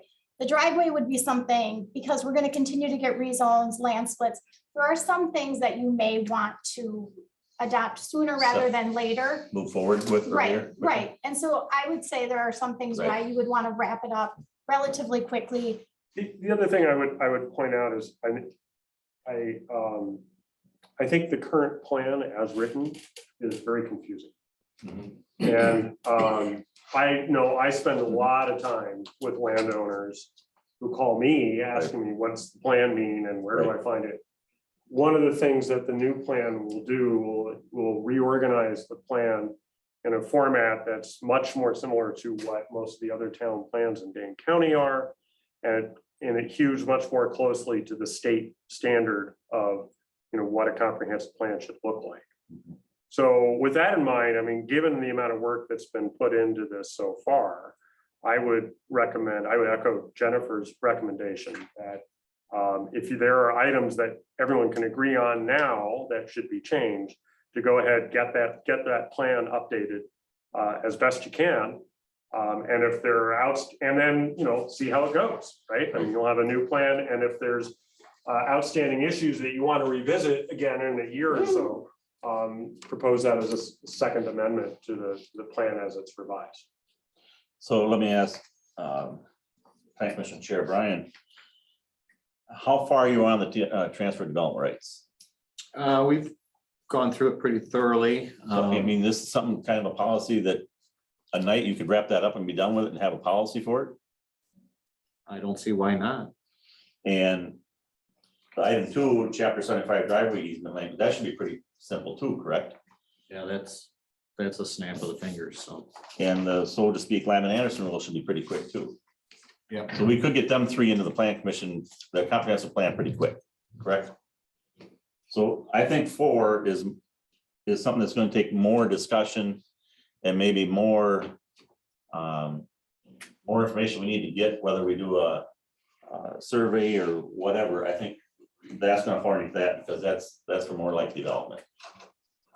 And I think we need more information before we should move forward onto that. Everybody else kind of agree on that? Yes, everybody's shaking their heads. So that's what we're gonna leave for. Unless you got something you want to ask, Brian. I would just add one thing. You may want to write this down with number 4. I've tabulated the number of splits that are left in the township, and more than I expected, 227. Now, that's not official, but it's pretty close. And that doesn't surprise me. So that doesn't surprise me, because I kind of went through that some on my own. Okay, let's go to 5. Eliminate policy, get the David Tulsa eliminate policy.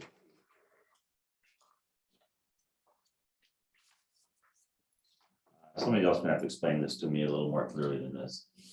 So this is the policy that got messed up the last time we went through and did our land use plan, 2007. We tried to do the Looking for it. Went up to ZLR and Mend. And it's been very confusing. And the thought is that we should just get rid of it. Because what it does is it separates the RH zone properties that were created prior to exclusive ag zoning or prior to 1994 from the RH zone properties that were created after 1994. Now, as you know, RH is no longer a zoning district. Everything's RM and RR. If you kept this in place, you're treating different RMs and different RRs differently depending on when they were created. And it's just very confusing. I think the best thing to do is just get rid of the policy, treat all the RMs and RRs the same, and just go forward that way instead of differentiating. You have some comments on that, Brian? No, I think Brian's up and explained it pretty well. The one thing I will say is that, I mean, 4 and 5 are a little bit connected in that, one of the implications of doing 5 is that they would be treated the same way, most of the lots in the town would be treated. And if, in the short run, at least, you're saying that all development would occur, new development would occur within the 1 per 35 density policy, it basically means that the lots under 4 and 5 would also be treated as 1 per 35. So if you decide, so basically applying one per 35 to almost the entire town. I think there's another one down here a little bit further that we may want to have some more discussion. But as long as you understand that, yes, I think that I don't have anything else to add. Does that make sense, Brian? I think we've kicked this around a number of times, and it just seems like it's a smart way out. Unfair. Being unfair to me and others. Oh, Steve's back there. Thank you. Yeah, Steve was directly involved in that situation. So is this connected with rescinding the ordinance number 82? Yes. So them two kind of go together. Yes. Okay. Now I understand 5 better. I guess, Carl, what's your thoughts on it? Well, I'd like to know what Steve means though by some part of this is unfair to him and to other property owners. I don't know what that situation is. Steve, I'll give you a couple minutes. I won't take a couple minutes. I tried many, many times for many minutes, but the planning commission got nowhere. I'm just totally upset right now, and I won't give you a couple minutes of my time. I will add regarding Steve that going back to number 4, if the town board knows of any individual property or a group of properties that they would like to have designated as rural development, they should inform the PC so the land use map can be adjusted to show this change.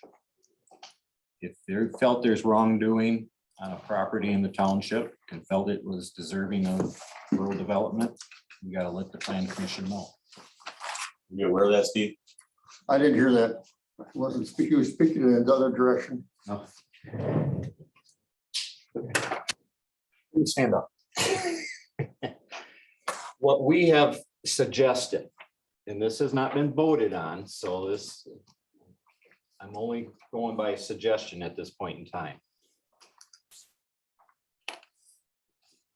If the town board knows of any individual property or a group of properties that they would like to have designated as rural development, they should inform the plan commission so the land use map can be adjusted to show this change.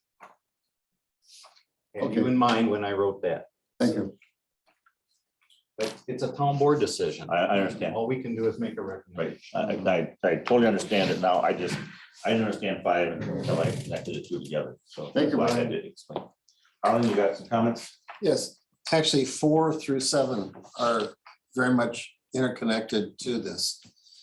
We have things that go back to what was proposed by ordinance in ordinance 82 was passed. and is one of our ordinances that gave, sort of restored development rights to certain lands that were available for development rights before exclusive ag, before the last rezone came in. These are things that are involving taking away some of the land rights or development rights that some people had before. And that taking is something that we should not be involved in. We should not be willy-nilly taking something away without everybody agreeing, including those landowners, that they can have those development rights removed. Until then, I think we need, because we have the ordinance, and just rescinding ordinance 82, I think we'll start a taking action. So I think we have some disagreement with what, or we have landmines here, not necessarily disagreements, but these are things that need to be ironed out and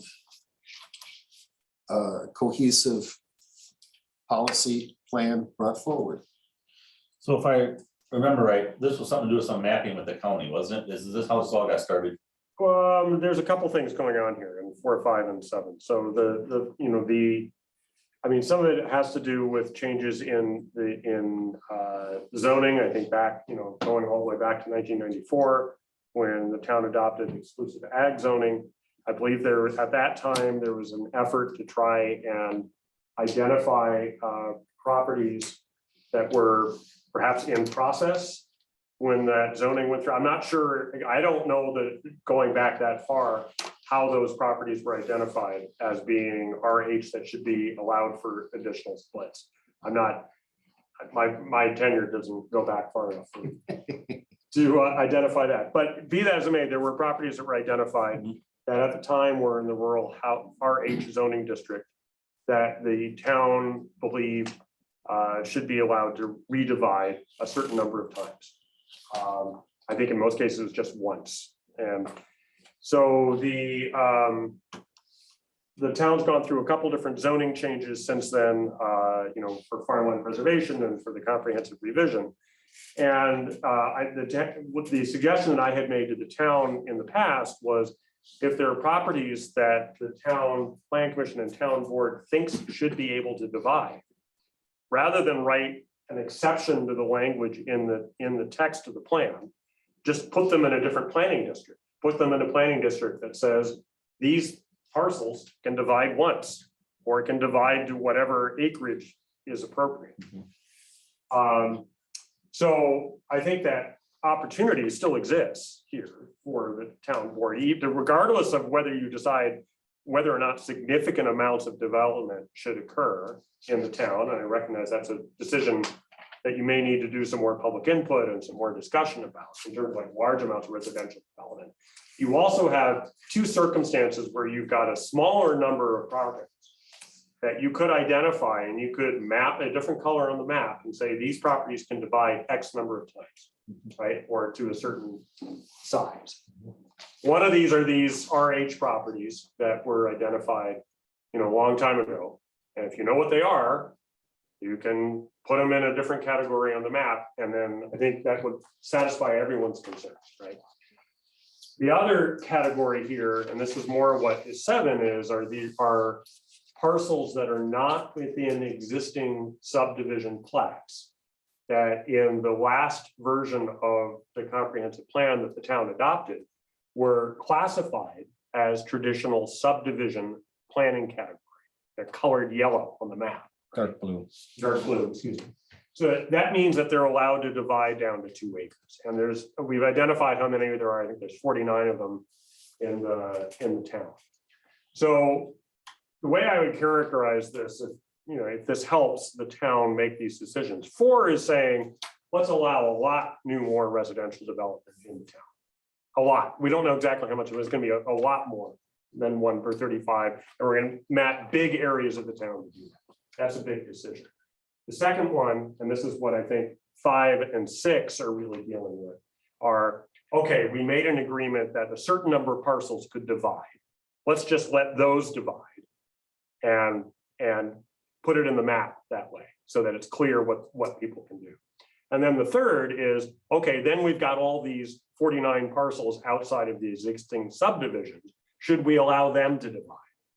So I think those are the 3 really key policy decisions that I think from our discussions with the Plan Commission, I think they're having trouble dealing with until they get direction from the town. Is that a fair characterization, Brian? I think my final sentence in number 6, going forward, it would be more efficient to use rural development to single out properties that the town board would like to be eligible for additional lots. Yeah. And so I think you eliminate number 5, eliminate that policy, which makes ordinance number 82 obsolete. You get rid of both at the same time, and you use rural development to determine properties in the town that you'd like to have denser than 1 to 35. Now, maybe you have the color orange to be 1 house for every 3 acres, and the color dark blue is 1 house for every 2 acres, and depending on the situation, maybe house for every 4 acres is a different color, Yes. purple or something. So that's what Brian is saying. You got all kinds of options with rural development instead of having these policies that are outdated. It's just a much more efficient way of doing it. So if we didn't act on them items tonight, and say get moving with the comprehensive plan, you really can't update the maps then until we decide what we're gonna do with 4, 5, 6, 7, and 8. Well, I mean, from a that land correct? use perspective, the safest thing to do would be to put them all in one of the categories. I mean, because what do you want to have happen in the meantime, right? That's my question. That would be my question to the town board. We can adopt the maps however we want. But if someone comes in with an application to develop, what do you want to have happen in the meantime? The big question for the town board, do you want rural development? And if so, how much and where at? Right. And those are the things we need to know before we can put everything together. So if the town board were to say, we can't decide about anything about any new development until after we do some, more new work. We could, the plan commission could get you a map that showed the entire town in rural preservation. And what that would say is it'd say, okay, it's 1 per 35. So if you're coming in for it and it's less than 1 per, or it's more than 1 per 35, your petition won't be approved, right? And then when, after you go through that process and you figure out what you want to do, you could amend the plan and then add development areas in. So I think the question is, of those 3 categories that we're talking about for rural development, lots of rural development, the things that we've already agreed to, or these areas outside of subdivision, are there any portions of those that you would want to see in the map that's adopted immediately while we work on those other issues? Are there portions of those where you feel that, if it's the legacy ones, if you will, okay, those are fine, those should be allowed to develop. Do you want that to happen now, or do you want that to happen after you've had a chance to review the overall development question? Yeah, thanks for explaining that. It's really clear now. And I think what you said, from what I'm hearing from the board, and I'm not making a decision, I'm just saying my thoughts, is that might make most sense, is everything is a lot for 35 until we get more information to move forward. We got to find out what rural development is going to be. If the township wants rural development or not. Once we get that survey back, then we can decide what we're going to change on, for development. I'd like to, after that last comment you just said, I'd like to hear something from everybody. So I'll start with Arlen from the Plan Commission and go around. About the development you're talking about? Yeah, he said, we could put the development on hold for right now, not on hold, but a lot for 35 like we're doing. In some places. So just to be clear, your current plan in those areas outside of subdivisions currently allows them to divide down to 2 acres. So that's what the current plan does. Where the dark blue is. Where the dark blue is, outside of the existing subdivisions. Those people can divide those lands, those properties down to 2 acres, and there's 49 parcels Right. that under the current plan can redivide. Okay. So that's one question, what he wants to do about that. Yeah.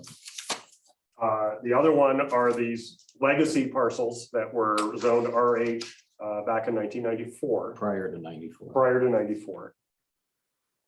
And I don't remember how many of those are, but we did have that number. 50, How many? Yeah. Was it 50? Is that right? there's 50 some or maybe 29 were dividable. Is that where you something. fall into, 29, Steve? Yeah, you're right, because some of You know how many them, lots there is? some of them crossed over to that blue area too. That's true, right? Right, so, yeah, it might be like more like 29, Okay. maybe. Yeah. And so, and I, that was an old map, so who knows? Yeah, what that okay, looks so like now. 20 to 30, let's say, somewhere in there, in that category. And then, I mean, it sounds like you've already made a decision on number 4, which is blowing everything open and allowing lots of new development. Right? You've already said you're gonna hold off on that, and your current plan doesn't allow that. So the first one is something your current plan allows. The second one is something your plan does not allow that you might want to. Those 29 or 30 legacy RH things. So I think those really are the two that, I think the plan commission can need some direction on. So did you catch that, Alan? Well, yeah. I know it went through the plan With- commission With once. all these development that could have, maybe we'd have to go through them first to see if that's what the board wants. Why would we have TDR if we got all these building sites already? Well, my response to that is the TDR is opening it up for farmers who have good land and want to continue farming, but can transfer it to a piece of property that's not productive. And I don't think we're gonna get very many of those, Well, then, but I think we're giving that option to farmers that have good land. And I'm gonna. but the village won't let you do it until you're outside of their well, jurisdictional. There's a lot. So the one I got ain't no good either. I understand that, but that we can't control. I understand that. I don't think we need all 3 ways of development, I don't think, but that's just my opinion. Amy? I sort of agree with Arlen. I think we've got a little more work to do. And I think, we need to come back to you after we've done some more work on this. Sharon? I'm totally confused. I guess I don't know where we have been, and I don't know where we're going. Because everything that I thought was part of our plan, I guess I've been out in left field. Totally confused.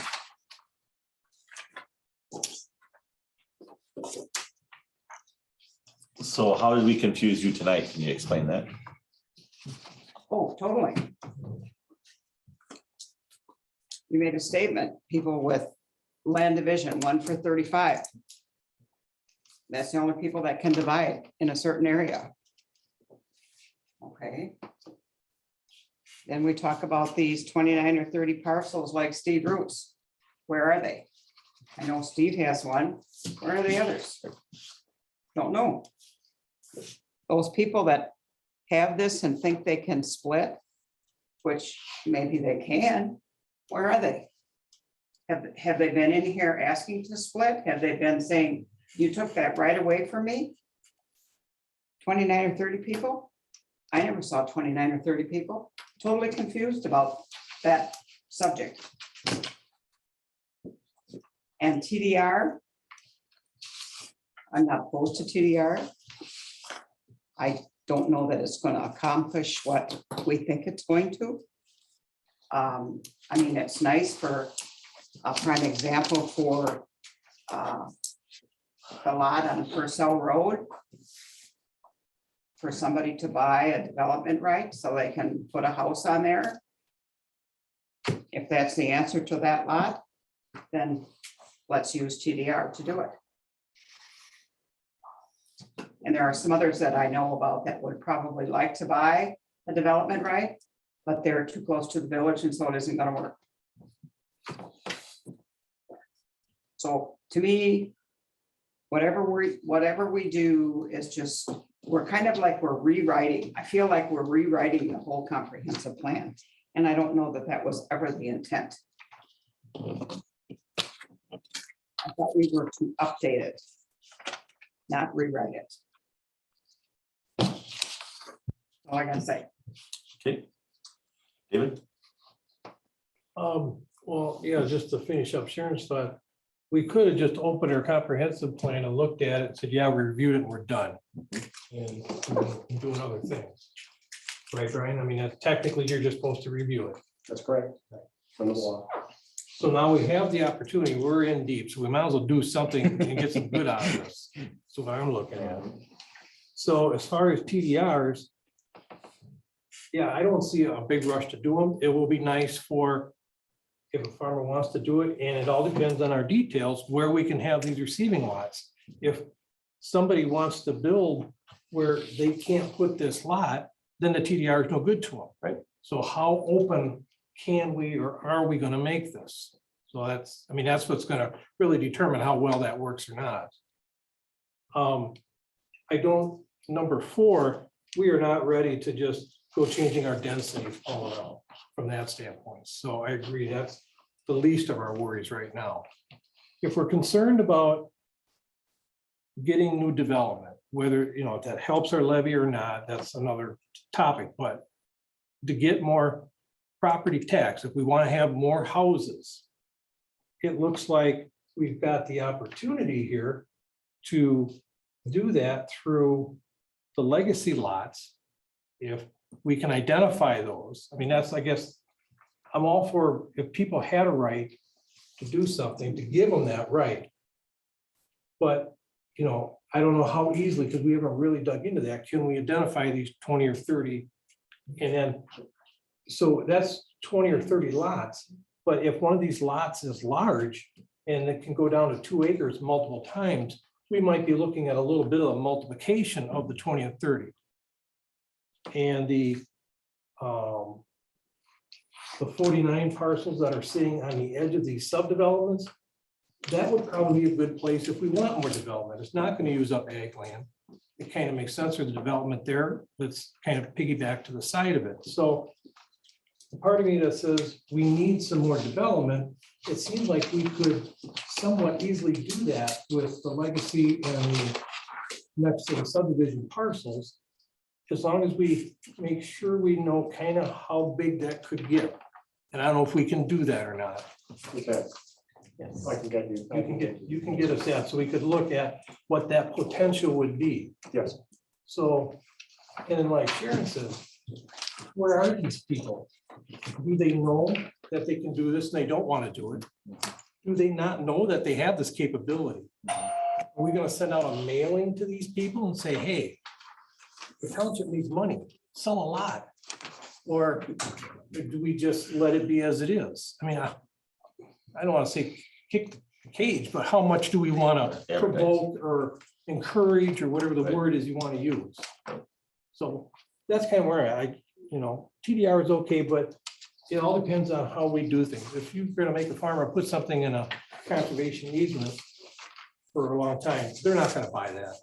Their farmers are old school. Right. I need to know that I could, you know, I'm not locked by some outside entity. Yep. So, yeah, it depends on where that lock can go. That's gonna make a big difference. But the other two, I think we should look into, because I think it, my thought is that it gives us some potential to grow in a specified area for a specified amount. Would that be a fair statement from what you are seeing? Absolutely. That's where I'm at. Thank you. Tim? I start from the accepted notion that the majority of residents in this township do not want more development. They want to keep the township rural. Until I'm convinced by evidence and cases made, I am in favor of continuing the town plan as it is. Maybe do some small fixes or specific fixes, but Our plan is currently controlling, minimizing, reducing, limiting growth, and that's what our township residents want. They want limited growth, if any at all. And the present town plan is accomplishing that. So I'm in favor of very small and predictable selected changes until it's proven that something is really important, really necessary, such as TDR. I think the current plan is doing what the town residents wanted to do. We can do small fixes, but the big picture is this plan is working for what the town residents want. Thank you. Brian? I agree with Tim. I see no need to make big changes with the housing aspect. TDR, I'm fine with a TDR policy. I don't think it'll get used very much, but I think it'd be good to have one on hand. We got some guys out there. We got the O'Briens, we got the Stussies. Phil Peterson got a lot of splits, 20 plus splits. They're not going to build 20 some houses. So if you expect those splits to get used, they're going to have to go through some type of TDR process. And so I think it'd be wise to have a TDR policy in place. As far as number 5 and number 6, I would eliminate both of those and work with rural development. I think that's a much more efficient, and town board would just choose if there's particular properties that should have additional housing on them, additional housing density, let us know. We'll get it on the map.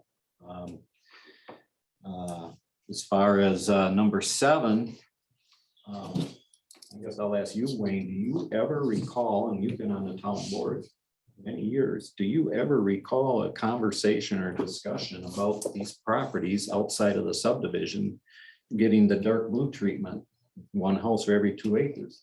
Or have you ever seen any town action for that to happen? The only person I know about is Steve Root. I don't think that I have ever heard of that, and so I'm under the belief that it is a mapping error. I can't prove it either way. And I think if the town board says, hey, that would be, as David said, that'd be a good place to have additional housing. I'm not opposed to that.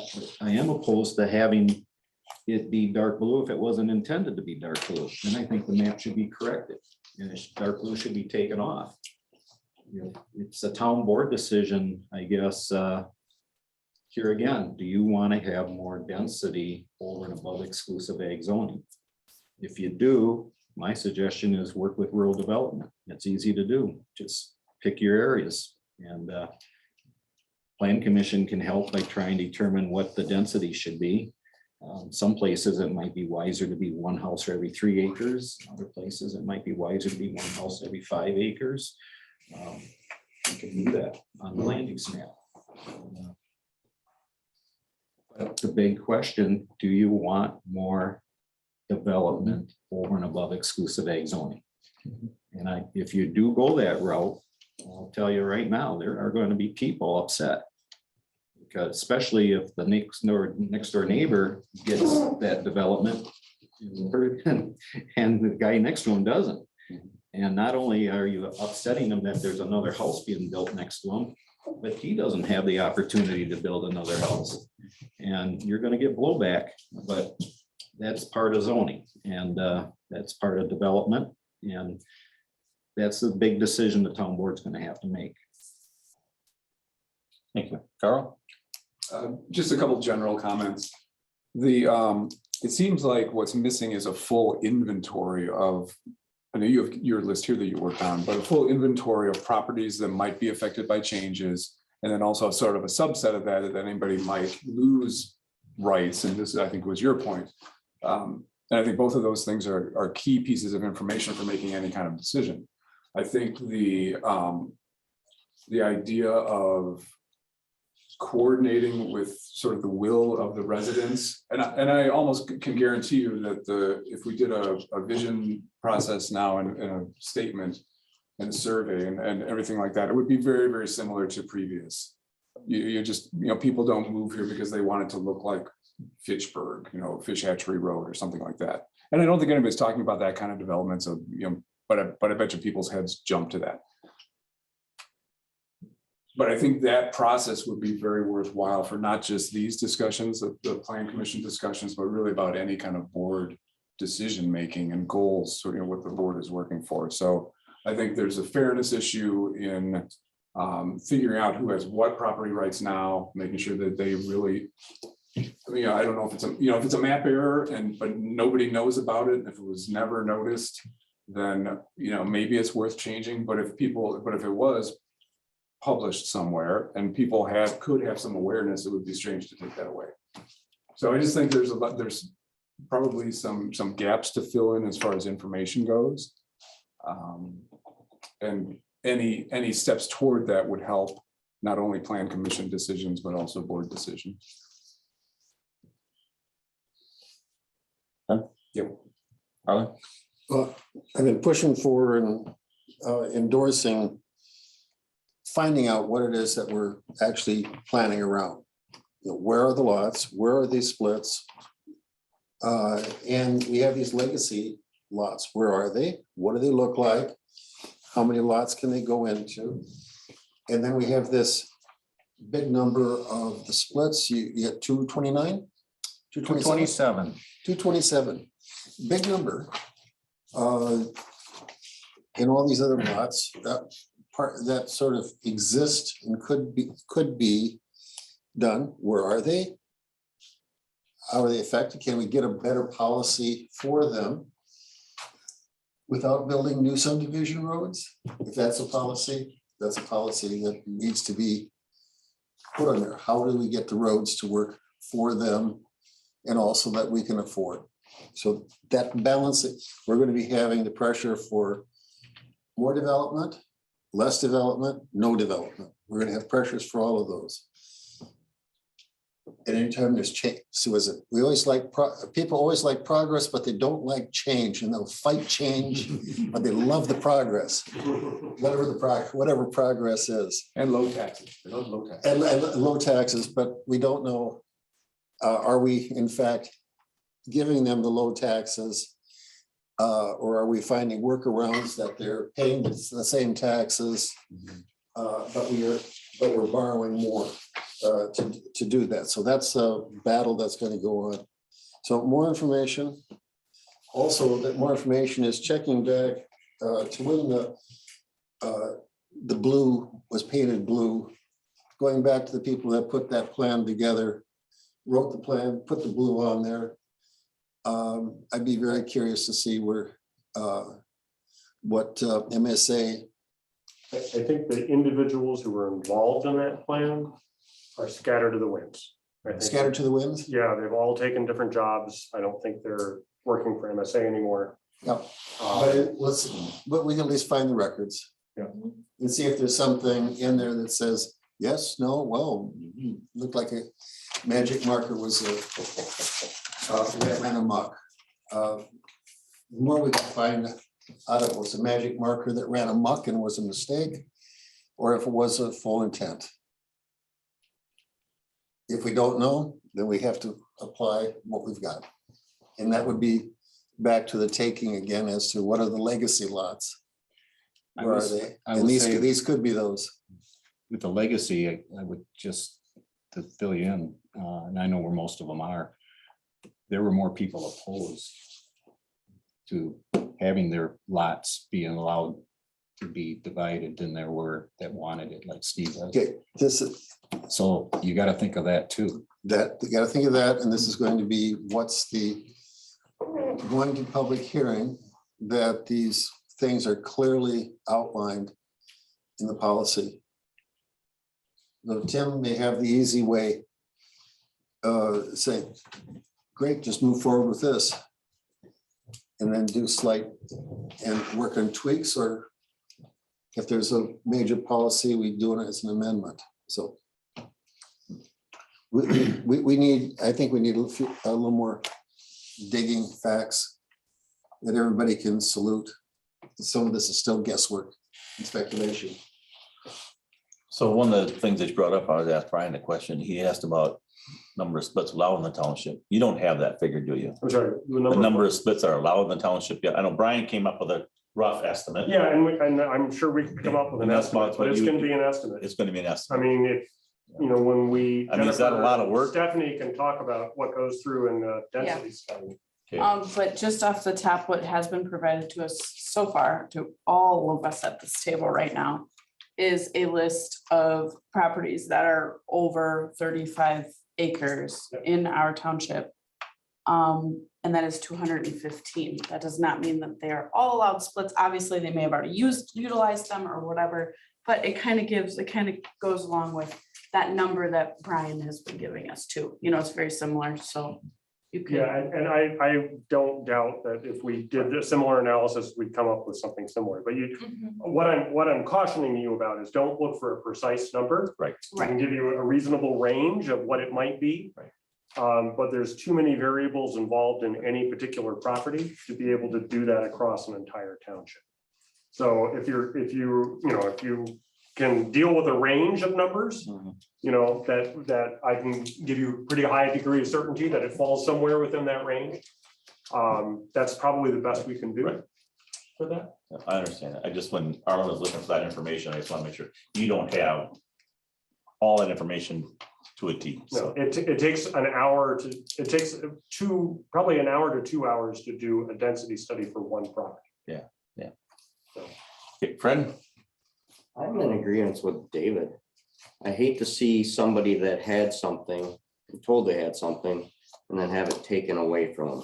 That bugs the heck out of me. That's pretty good for a farmer to say that, because we had a boatload of housing sites taken away from us in 1994. Yep. So I hate to see something that they thought they had taken away, because, well, you're there again on the farm side, it's the only way you can make money. They don't make any more land. And what you got is what you got. So, and it's I can move into the neighborhood, but nobody else can move into my neighborhood kind of deal. Yep, everybody wants it to be rural, but let's face it, Village of Oregon is growing into the town of Oregon. And who knows, someday they could become a city and they could just say, like the town of Madison, you're ours, and we're gone. Can they grow into the town of Dunn? What's that? Can the village grow into the town of Dunn with their? No, one of the things that's nice about conservation easements is that those rights are owned by an entity, and it's not tied to the government jurisdiction that's associated. So when the town of Dunn adopted their purchase and development rights program, they were very strategic about where they located their conservation rights.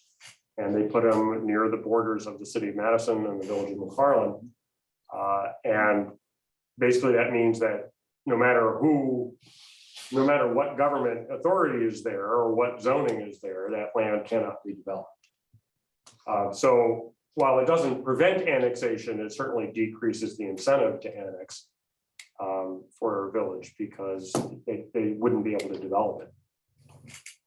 The town of Verona is going through a very similar situation where they're getting gobbled up by Pittsburgh, they're getting gobbled up by the city of Verona, and they are losing land hand over fist right now. They also negotiated an intergovernmental agreement with the city of Verona that set some boundaries on how far the city can expand into the town, and they have, reached some agreements about that.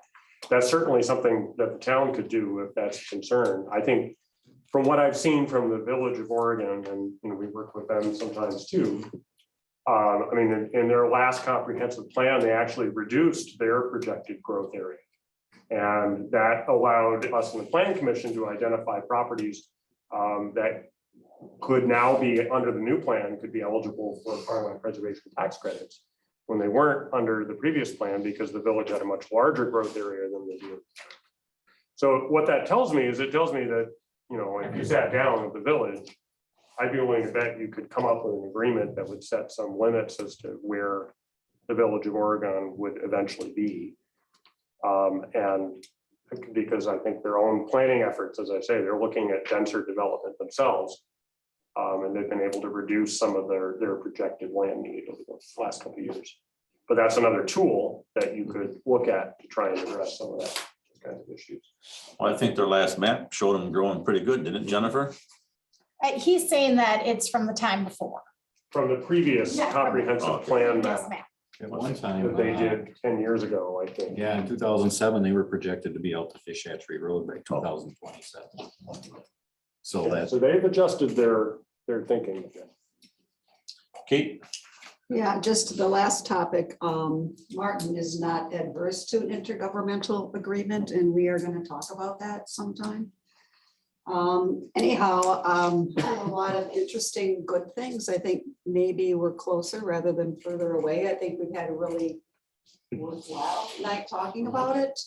I sort of agree with Dave also. It doesn't seem like there's going to be any way to ever prove that that map was wrong.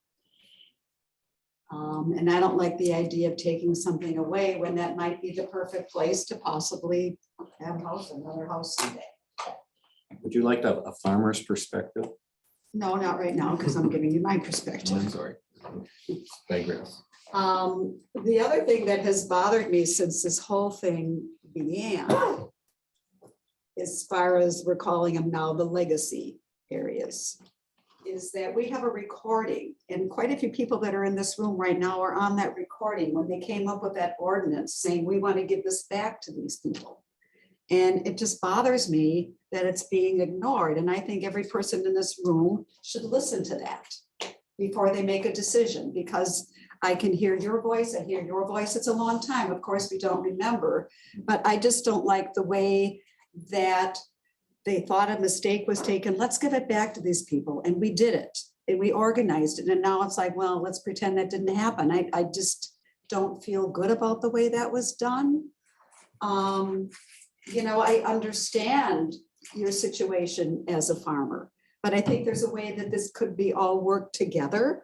What I liked what you said, that people call you and it's really confusing to explain it. If whatever plan comes up, you could make it so we could all understand it. That's the goal. I think this conservation easement is maybe a hopeful thing. But I think the other thing is, once we get all this moving and have some idea of a plan, we need to get more people in the town aware of it. So we have a lot of people that come to a public hearing that they understand. This is what happened. This is what we're keeping. This is what's changed. Because I think there's so many people out there that don't understand. So let me explain the legacy first. What I'm suggesting is get rid of the legacy. All the properties, and we do know them. We have a listing of them. And you want those people to have an opportunity to have more density. Put rural development on that property. It's so much easier. And then they're not splitting the RH properties from prior to 94 from the RH properties after 94, which now are all RRs and RMs. And we don't have to keep track of all that. So then we have to get rid of the ordinance that was done. Yes, get rid of the ordinance, get rid of the legacy thing and move to rural development. It's so much easier and simpler. And you can pick and choose which properties you want to put rural development on. Like I said, some of those people didn't want it. They didn't want another house parked right next to their house. They bought 8 acres or more because they wanted the privacy. So why make them? Now, maybe they're looking ahead and saying, well, someday I can sell lots or something. Maybe that's a possibility. And they might be counting on that too in the But give them future. the option. Don't just make a policy and say, this is the way it's going to be. Work with these people. Now, the farmer thing. In 1994, the township took a boatload of housing sites away from the farmers. And the residents of the town voted for exclusive ag zoning. And when you asked them why they voted for exclusive ag zoning, they said it was because there was too much development. There were too many houses being built. Okay, Farmers accepted it. We went to 1 to 35. We fast forward to 2022. And all of a sudden, the narrative seems to be changing. I'm starting to hear some people say, we need more development.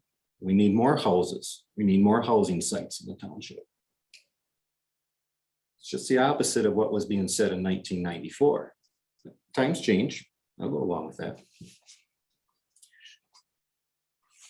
What bothers me is that the housing sites that are going back out in the township aren't going back to the people that had them taken away from them. They're going to a whole different group of people. 28 years ago, the township took something of value away from one group of people, farmers.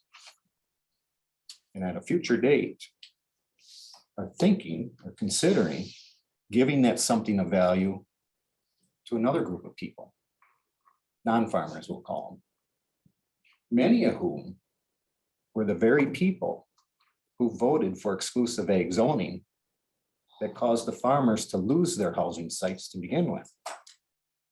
Now that's very upsetting to the farmers. You got to look at the big picture. So maybe the best thing is just clear everything off. Pick your areas that you feel want real development. However you want to do it. And like Tim says, and I think some others think, let's just basically stay to 1 to 35. We've got 227 splits. We're going to be doing another review in 10 years. Let's discuss having more rural development at that time. Let's see if we can use up more of these splits.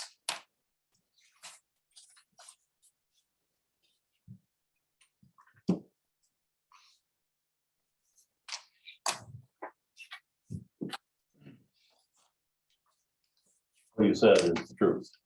You know it. It is the truth. You gotta And verify we can't go back, but what he said is the truth, If you're not a farmer, you don't understand this. Yes, and it's nothing we can do about it, it's the past, Well, thank you for explaining, but now I have my other question.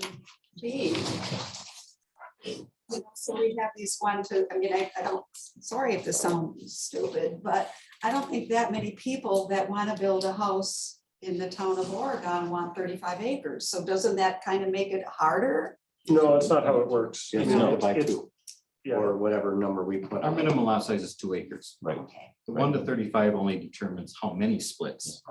You have 70 acres, you split 2 lots. You have 105 acres, split 3 lots. That's what that 1 to 35 is.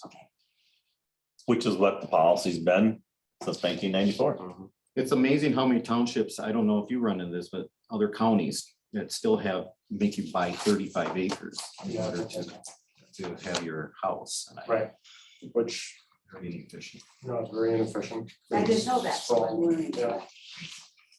Well, I guess to kind of recap a little bit. 1, 2, and 3, you guys can work on hard to get the comp plan. We know that.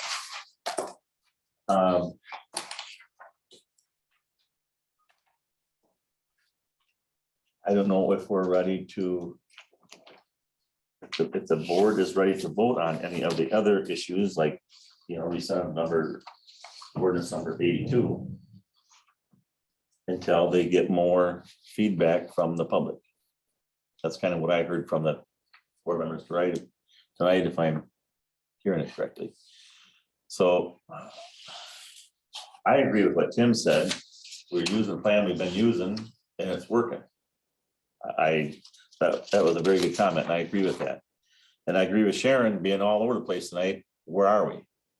But I think we could add them 3 things and maybe adopt the comprehensive plan we have now and amend it later after we get more information. Arlen? I think Brian was suggesting that there's some things that reformatting, we have the plan, reformatting it, that it's clear. Right. That would be. And I think we're well on our way to doing that. Right. I mean, we've been, I've been submitting drafts to the planning commission as we've been going along. The plan's probably 80% written at this point. I think the clarity issues, I think a lot of them we're gonna try and address. The thing I still am not sure about is just what that plan map is gonna look like. Right. And that's, so what we can do, if the directions from the town board is keep the plan as close to what's currently mapped, right, as possible, and keep those policies as close as possible with these changes that you've talked about. We can do that. I just want to be really clear here that you've got if we do that, those areas outside of the subdivisions, those blue areas, will still have the ability to redivide at 1 to 2 acres. That's what the current plan map shows, right? And then secondly, those legacy parcels will not be able to divide because that's what the current plan is. So I just want to make sure that that's clear. So that's what would happen in that. So after you said that, can we get that information on who has that eligibility before we? It's been sent out previously to everybody. You have the map. Yeah, I know you have the map of the 49 parcels that are outside. Yes. Yeah. You got that map. We got the map, You have but that. we don't know who they are though, do you name wise, A name? to them lots. You want the name of the people that own the lots? We don't know them people, right? We don't know who they are. We see the map here in the dark blue, where it's at, right? I mean, you can go into Access Dane and you could figure out who owns those We can get properties. you a list if that's what you'd like. Well, I If you mean, want the names of I the understood from people, these guys, they don't know who it is, correct? Some of it's, let's put it where it is, where these are. They're outside the subdivision. Right, and it's on that one map. It's on the map. And you went over it last, or no, the I went time. over it at the last meeting. And how it relates to the splits. Also, there's just a bunch of information that'd be nice to have. And you've given the lots, Well, where I was trying to go, because from what I heard on this side of the room, they don't know where these splits are, where these lots are at. Why? Okay. So I was trying to get this information so they could see it before we adopt this I comprehensive plan. understand. So some of that information I provided to you already, which is the lots outside the subdivision plats. You have that information. If you want a list of names and landowners who those lots affect, I can get that to you. That's easy. And would that have number of acres that they have? Sure, we can do that. So that, why I'm asking that is then we know if it's gonna be a lot for 2 acres.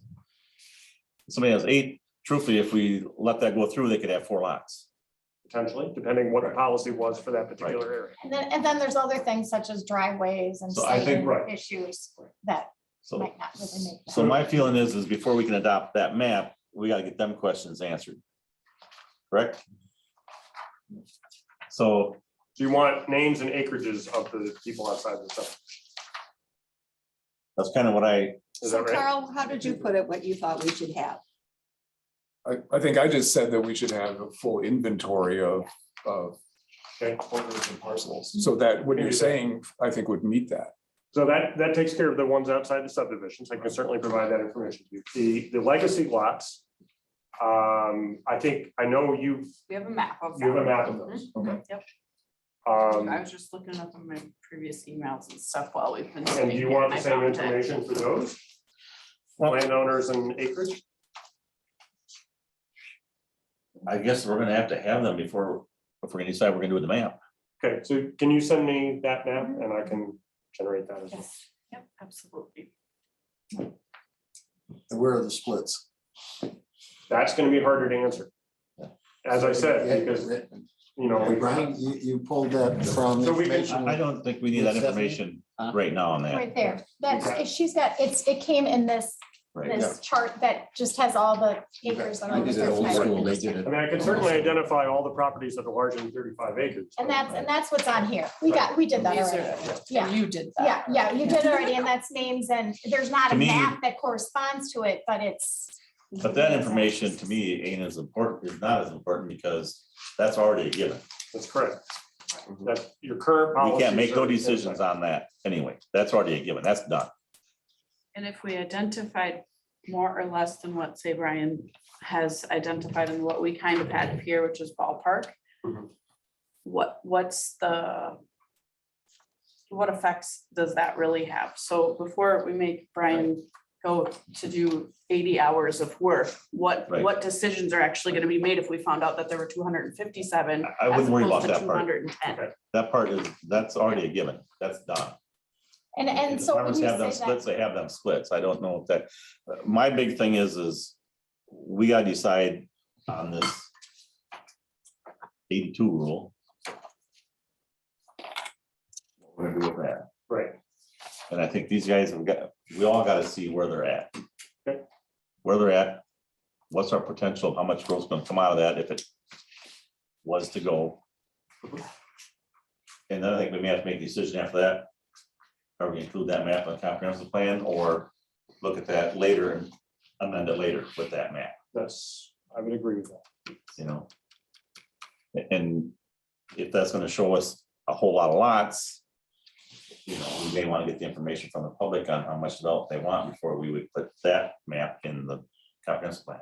I'm not saying throwing it out, I'm just saying set it aside, just to get the comprehensive plan done, sealed up, and then we can amend. That's what I'm just trying to do. Does that make sense to everybody? so one question Wayne and I were talking about today was this Lyman Anderson rule. And is the rule written where it's lots that would only be prior to 94, or if someone purchased a lot going forward, they could move a split there I as believe well? your plan, like most town plans, do not allow the second practice. I think your current plan says you can't assemble 35 acres of land or more that didn't exist in 1994 and say you have additional splits. No, I'm That's- sorry, it's a I'm little sorry. different Yeah, I'm question. saying is that if they bought 5 acres Yeah. and they bought it tomorrow and they had 2 lots, can they still transfer that over to that newly purchased 5 acre I see what you're saying. So transfers within a ownership? current existing ownership. Mhm. I'd have to go back and look at your plan and see. You asked me this question before and I gave you an answer, and what did I say then? I think it was confusing. And we've been asked that, and so we would like, we were Okay. kind of trying to say, what do others do, and do we include that if it's not included in our current I plan? got you. There's nothing in our current plan on the Lyman Anderson rule. So- No. Yes, but this is a different aspect. I understand the Lyman, I understand the contiguous, non-contiguous Right. ownership in 1994. That one I've got. Mhm. And Jennifer's asking me a different question, which has to do with if you bought, say, 2 1994 farms, two pieces of property that were on separate 1994 farms under separate ownership in 1994. After you bought them, could you move splits from one farm to the other? So Is you're that the question? Okay, I'm No. gonna use it as, I'm just gonna pick on Arlen for a second. Arlen has 1 split now that he can use, and has for ages, right? So he Okay. qualifies for that. If he bought 8 acres tomorrow somewhere in the township, can he trade that split to a new property, but that he bought? Under the current plan, I would say no. Okay, that's the Okay, question, right? Right, That's where so, we're going so with in this? the Okay. future plan, could he do that? With the transfer of development rights. Well, but it- Ideally, yes, but possibly, I mean, there the are same towns, ownership. there are towns that do make a distinction between transfer of development rights between 2 different current landowners yeah, and between a single landowner. yes, yes. You want to put some parameters around it though, because you want to make sure the split really exists, you know, on the property that you're taking it from, and you need to make sure that it stays gone once it's transferred, right? So someone doesn't double dip. But then would they But have it to, Could be done. but then would they have to, taking Arlen, for example, would he have to really put this 35 acres into easement? He's using a split and it's not really TDR because it's What between happens 2 if he owners. sells that 35 acres to somebody else? How do they know? whether Well, he there's- wouldn't have any splits left on it. Right. Right, So there'd so, be deed restrictions or some sort of Yes. instrument there. right, So you're getting back basically to the TDR as the plan commission's yeah, proposal. yeah. So Lyman Anderson rule is an unwritten rule. Right. Our intent or our purpose is to make it a written rule. And it's based off of Lyman calling contiguous ownership. Right. It didn't matter whether that ownership was back in 94 or if it's today. Nice. If you bought more property since 94, it was eligible to move splits. I believe there's language in your plan that directly contradicts that. Okay. And has been there for a long time, which says that you can't do that. You can't assemble a new 35 acres and say, now I have splits. You know, like I'm gonna take 5 acres. You can't create more splits, no. The 94 was when the splits were. All right. as we know. But if Arlen had a split, and like they said, he bought some more property just recently. Right. And he decided my split would make much more sense on the new property I bought than Okay. on the old property. Lyman Anderson rule would allow him to move that split over to that new property. If that's the case, I mean, what I would recommend is that you fold, assuming you do some sort of TDR. I mean, there's a couple ways you could do TDR, right? You could say TDR is only among a current landowner, right? That's basically the Lyman Anderson. You'd say, you know, if you have to own both the sending and the receiving area, and if you do, then you can transfer the development. Or you could have a more broader program, right, that would allow transfer of development rights between two different current landowners, right, which is most of what we've been talking about. What I would suggest, though, is under both of those circumstances, you're going to want a deed restriction. You're going to want to review that perhaps before it goes into effect, because what, you know, are you actually protecting better farmland by doing that? You're going to want to have some sort of notification to future landowners that, hey, the splits are gone off of this property because they've been moved over here, right? To someone who buys it. So given all that, what I would suggest is that you can accommodate that through a TDR program, whether it's a broad TDR or a narrow TDR that only applies to people who own both those parcels. And the town board sort of glazing over here, I see, as they get into the detail. But I think now that I understand that, I think there's a way to do that through the TDR policies. Quick follow-up on that. So Brian, do you or the county view things differently? So if a farmer in 85 had a lot of cash and he bought 2 farms 20 miles apart in the township, and he's owned them since 85, and those 2 farms give him 7 splits. Yep. Okay. Today, he could put all 7 splits on 1 farm if he wanted, right? Or Under whose plan? Under what plan in what town? Because they're different. Okay, Every town is different.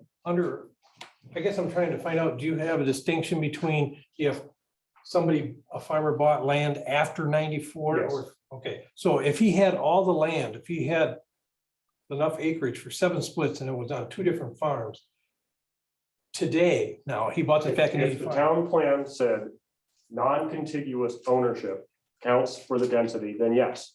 If it says only contiguous ownership, then those splits have to be used within the boundaries of each farm. That'd be a much simpler way of doing it. What's Just, that? that's the much simpler way of doing the language, is just say non. Exactly. Right. Yeah. Yep. Because then everyone knows what it means, right? So if you did that and said non-contiguous, then the guy who bought the land before 94, he could put his 7 splits Exactly. in 1 farm. Treat it as if it were all one farm. Now that farmer got some more cash. He sold a rare tractor. You see that one that went for $1.4 million. Just So, long before he declares bankruptcy. so he now buys more land in today, whatever, Right. and he buys another 50 acres somewhere. Can he take one of those 7 and move it there? I don't know of any town plan that would allow that situation, except through a TDR. Because he's not generating a new split. He still wants to use his existing 7 splits from 85. That's correct. Okay. Right, so I mean, 94 is the cutoff, right? You know, it's I don't know any town that allows you, that's what I was saying about sort of like amassing more, you know, after the. And not for the purpose of splits, but just for the purpose of where they could be. Right, set. no, that's transfer of development. Okay, sorry. Once you're talking about that, that's clearly TDR. number 8 to do yet.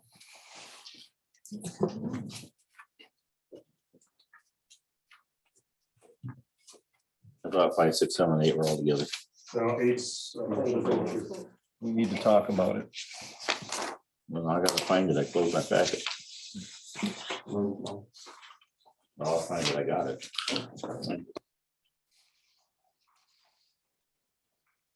It's in this one. Got it somewhere. Here we go. Commercial zoning. The PC is recommending that all commercial zoning petitions, agriculture related, limited family business, be evaluated on a case-by-case basis. These commercial zoning districts could exist anywhere in the town, but petitions will only be approved on a case-by-case basis by the board. Brian's presented something different next month. Okay. Last month is right here somewhere. I got his presentation here. The thing that stuck with me, we had a young man in here last month. He was interested in the cabinet making business. He worked with Mark Jenner. He was looking at the Schillingstead property. And I think Brian's language is a little stricter than what we've had in the past, because for GC zoning, which is what he would be required, you require a split to be part of the deal. We've never required a split to be used for commercial and residential. And it's gonna make things more difficult. Morrison with the wood cycle, if that language was in place back when he was getting started, he would have been denied because there was not an additional split on that property. The young guy that wants a woodworking business on the Parsons farm, that has no splits attached to it. The Schillingstead property, no splits attached to it. So I think the town board's got to decide if you want a stricter commercial policy, zoning policy than what we've had in the past. Or if you want businesses like these woodworking businesses, then you're gonna have to work with Brian here, to change the language. That's why look, first off, let me just say, I'm not wedded to any of the language I proposed. What I was trying to respond to was comments that we heard in the plan commission, and that, well, we want commercial development, but we don't want too much of it. And we want, to have some standards around, the size and scale. One way to do that is to control the density of it by applying density standards. So that's my response. So I'm happy to leave that language as it is. I mean, I don't want to, I'm not advocating for that. What I was trying to do was trying to respond to the idea of, well, if we don't want too much commercial development, what's too much? And what many towns do, again, not saying that this is right for the town of Oregon, is they limit it to 1 to 35. So it costs a split, and that's how they deal with what's too much. So, and again, this hasn't been voted on, but we were leaning toward a case-by-case basis because you never know where these opportunities are going to come from. Who would have thought Schillingstead property might be commercial business? In the past, we had a designated area where GC could take place. But how do you know today what petitions are going to come, what opportunities are going to come forward? So that is why we were thinking a case-by-case basis where the town board would decide what's appropriate and what isn't appropriate for the township, regardless of where that property is located. Well, I see, this is just my opinion, I see two ways of handling this. One is we leave it the way it is for right now. And then this would be a question we put on like our survey. People want more commercial development. And if they do, then we would look at changing the wording then. I think you already asked that in your most recent survey. I see it coming again. Okay. I'm sure we're gonna have a survey this fall. I'm sure we're gonna have a referendum. So I think that question is gonna have to come on. I'm speaking for myself. I don't know what the rest of the board feels. So Kate, what's your thoughts? Businesses. You know, I followed a little bit on that Schillingstead thing and I'm trying to keep my personal feelings out of it. But, you know, he said he was never, ever, ever, ever going to develop that part. Please don't put a deed restriction on it because it's always going to stay farmland. And 5 minutes later, now he wants a TDR on it and possibly a business. And then I saw what Roger Lane commented that he didn't think that was a good place for a business. It's FP1. 16 acres. Okay. Very rural area of the township. Right. Recently separated, it was 32 acres. It separated off a house and 16 acres to be sold. Retained the 16 acres that had no buildings on it. So he's only left P1. Right. And now he should get a residence or a commercial business or something on there. Right. I don't find any fault at all with what Kate's saying. I'd like to see it stay ag land myself, but it doesn't change the fact that there are going to be situations where we have to come up with a split to allow for a commercial business. And I guess that's, I'm just kind of forewarning the town board that they're going to have to think about that as well. Do they want a stricter policy? If you do, fine, but if they don't want a stricter policy, then we have to make some adjustments there as well. So Kate, did you want to finish? I think just the case by case might be something worth thinking about rather than just one rule for everything. It's kind of like that idea a little better. There's pros and cons. I know Tim commented, well, if you don't designate areas, how does someone know where to build a house? You don't want to build a house in a location where all of a sudden, 2 years later, it's eligible or slaughterhouse for some type of commercial business. So, I mean, there's pros and cons and just need to be thinking about that as well. And obviously, that landowner would be notified if someone was proposing to change it, because then they'd have an opportunity to testify in front of the town board and county board. Fred, your thoughts? I agree with the case by case. Harlan? What were you agreeing with? Case by case. Okay. Let's look at it Yes. each individually. Oh, it's case by case. It would may be helpful to have it as a policy on size, that we're not looking at having, or that are we looking for mom and pop businesses? Are we looking for something that's going to have employ 25, 10, 50? Is there or is there Carindale, which may in hands that may employ 40, 50 people short term?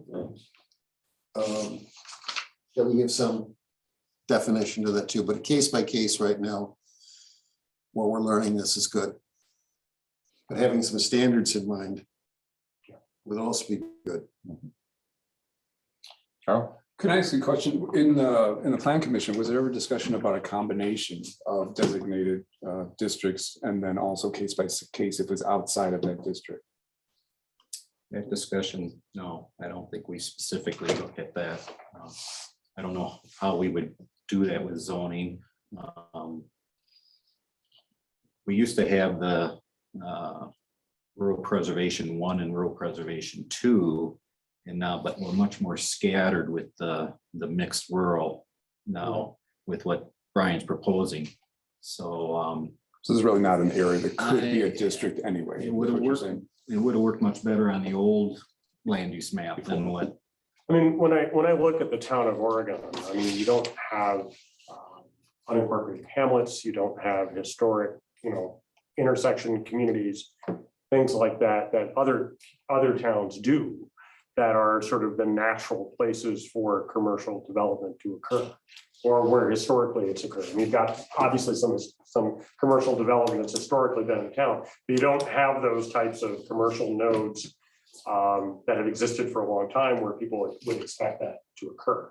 It's just a different town than, like a Paoli or something in Montrose. So realistically, maybe realistically, there really is no other option besides case by case. Well, I mean, you could set something there, but I don't think there's any, it would be somewhat arbitrary. I mean, I think the town could say, this is a commercial district, this is where we want commercial development to occur, and encourage that to happen, and, it might. And I think that's certainly within the purview of the town board if they chose that was something they'd want to do. What I'm suggesting, though, is that picking where that location would be somewhat arbitrary, because there's nothing really there that would guide you. Got it. Okay, thank you. Okay, I guess it's case by case. Oh, it's getting late. For me, Sharon, I hope we ease you a little bit at the end here. Are you more confused now than you were before? No, because I heard some comments that pleased me very much. Good. Good. Anybody else, anything else I want to bring forward tonight? Last month, you had a map and you had the rural bag land, and then it was in green, and then you had some other that was in green that you said were undesirable places to put. The colors were so close that you couldn't buy what was what. So, It's the natural resource protection area. can we get a different color on that map, and can you explain more on how you came up with those? We have that up. Okay, resource protection corridors are Darkest green. the darkest green areas. So, like I say, they match. If Brian wouldn't have pointed them out, I wouldn't have noticed them. They Can are, we get those in a different color? Sure. And why are they undesirable? there are wetlands, floodplains, steep slopes. There are areas that are currently regulated. Most of them are areas that are regulated under county ordinance now, where development is either prohibited or extremely difficult. So like filling in a wetland or building in a floodplain. In many cases, they're undesirable to build in floodplains because of the safety issue. The whole village of Oregon is built on a floodplain. But they also have infrastructure that is redeveloped those floodplains. Right? I mean, they pump water in the storm sewer and then it just goes. I'm sorry, go ahead. If a petitioner came in and disputed, it shows that I'm in a wetland area, but I'm not. They could do the field delineation and get the map amended. Who does that? There's a variety of professionals that do it. Some surveyors will do it. The DNR has a certification program where they certify wetland delineators. If you look under, environmental services or things like that, there's a number of firms that would do it. So it'd be like hiring a surveyor or an engineer, and they come out. There's a very standard manual for how you do them. But if that delineation is always deemed to be more accurate than the maps. I think observing the map that there are some questionable areas that are marked. Is in that.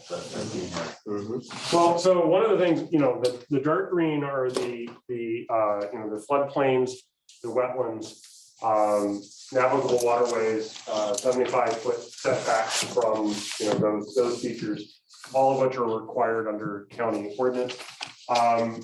There are also, I believe, slopes over 12%, which is what your current plan policies say shouldn't be built on. So those are included in there. And then the dotted areas here, which are not those are, you may recall, we were talking about a new category, which are natural resource identification. Many of those are hydric soils, which are soils that, if they're not drained, So if they're currently in agriculture and they're drained and they're converted to residential and you can't maintain the drainage ditch anymore because it's not an agricultural use, water may come up and they may turn into wetlands, even if they're not wetlands right now. And part of what the natural resource identification idea is, it's sort of a yellow flag rather than a red flag. And it's telling a landowner, hey, there's something here you may need to do some more work on before you get a rezone approved. So you may need to get that wetland delineation, you may need to get a floodplain elevation determined so that we can determine whether these areas are actually one of these, should be one of these dark green categories or the light green. Does that make sense? Does that answer your question? Yeah, We can definitely get that into the color. yeah, it just blends so much and it's. Part of the problem, Yeah. part of the problem is when I do that on my monitor at work, it doesn't look like the monitor. Sure. So Brian, just humor me. You see Rome Quarters Road there? I'm sorry, yeah, give me a. Right hand side. Right hand, Here, yeah, right there. Say, find the R in Rome. yeah, Go up to the intersection of those 40s up there, straight up. here. Yep. What is that? I imagine those are slopes, so those may be areas of, So that's not floodplain, that's something else. yeah, that could be 12% slopes. Okay, yeah, that's a bridge. That's, I'm just trying to determine, because just go a little farther right, that is a pond then. Yeah, Yeah, okay, all right. I mean, the idea of the resource protection corridor is the idea is just, you don't necessarily need to work, I mean, it's the information for the landowner. Just say, yeah, don't build in this area, right? And if you've got a question about it, we can look at it and we can tweak it if we need to. But if you're planning, like what lands you're gonna buy, you don't want to buy something that's 100% in here, right? Anything else? Okay, I'll call for item number 5. Well, hey, Wayne, Hold before on, we, yeah, sorry. can I just recap what we did so we can make sure? So number one on TDR, the Plan Commission is gonna go ahead and continue to work on that. They're gonna add the driveway language. They're gonna clarify the Lyman-Anderson rule. Number 4 on the rural development, they're gonna wait on that. And then the policy 1F, they're also going to wait on that, which is the same as number 5 and 6 are kind of together to wait. You're gonna leave the map as is, For because now. that's yeah. what's currently there. Yep. And then the commercial is going to be kind of left as is with not the extra requirement for a split. So it's case by case. Yep, case by case in the area. Okay. Your notes cover it. Item 5, I'll move. got a motion for Fred to adjourn at 9:23. Is there a second? Second. Got a second from Carl. Any further discussion? Hearing none, all favors and saying aye. Those same sign. Thanks, everybody, coming tonight and participating. I know it's late. I still trying to get them out. Yep. Milk truck comes at 2 o'clock. Beat the milk truck.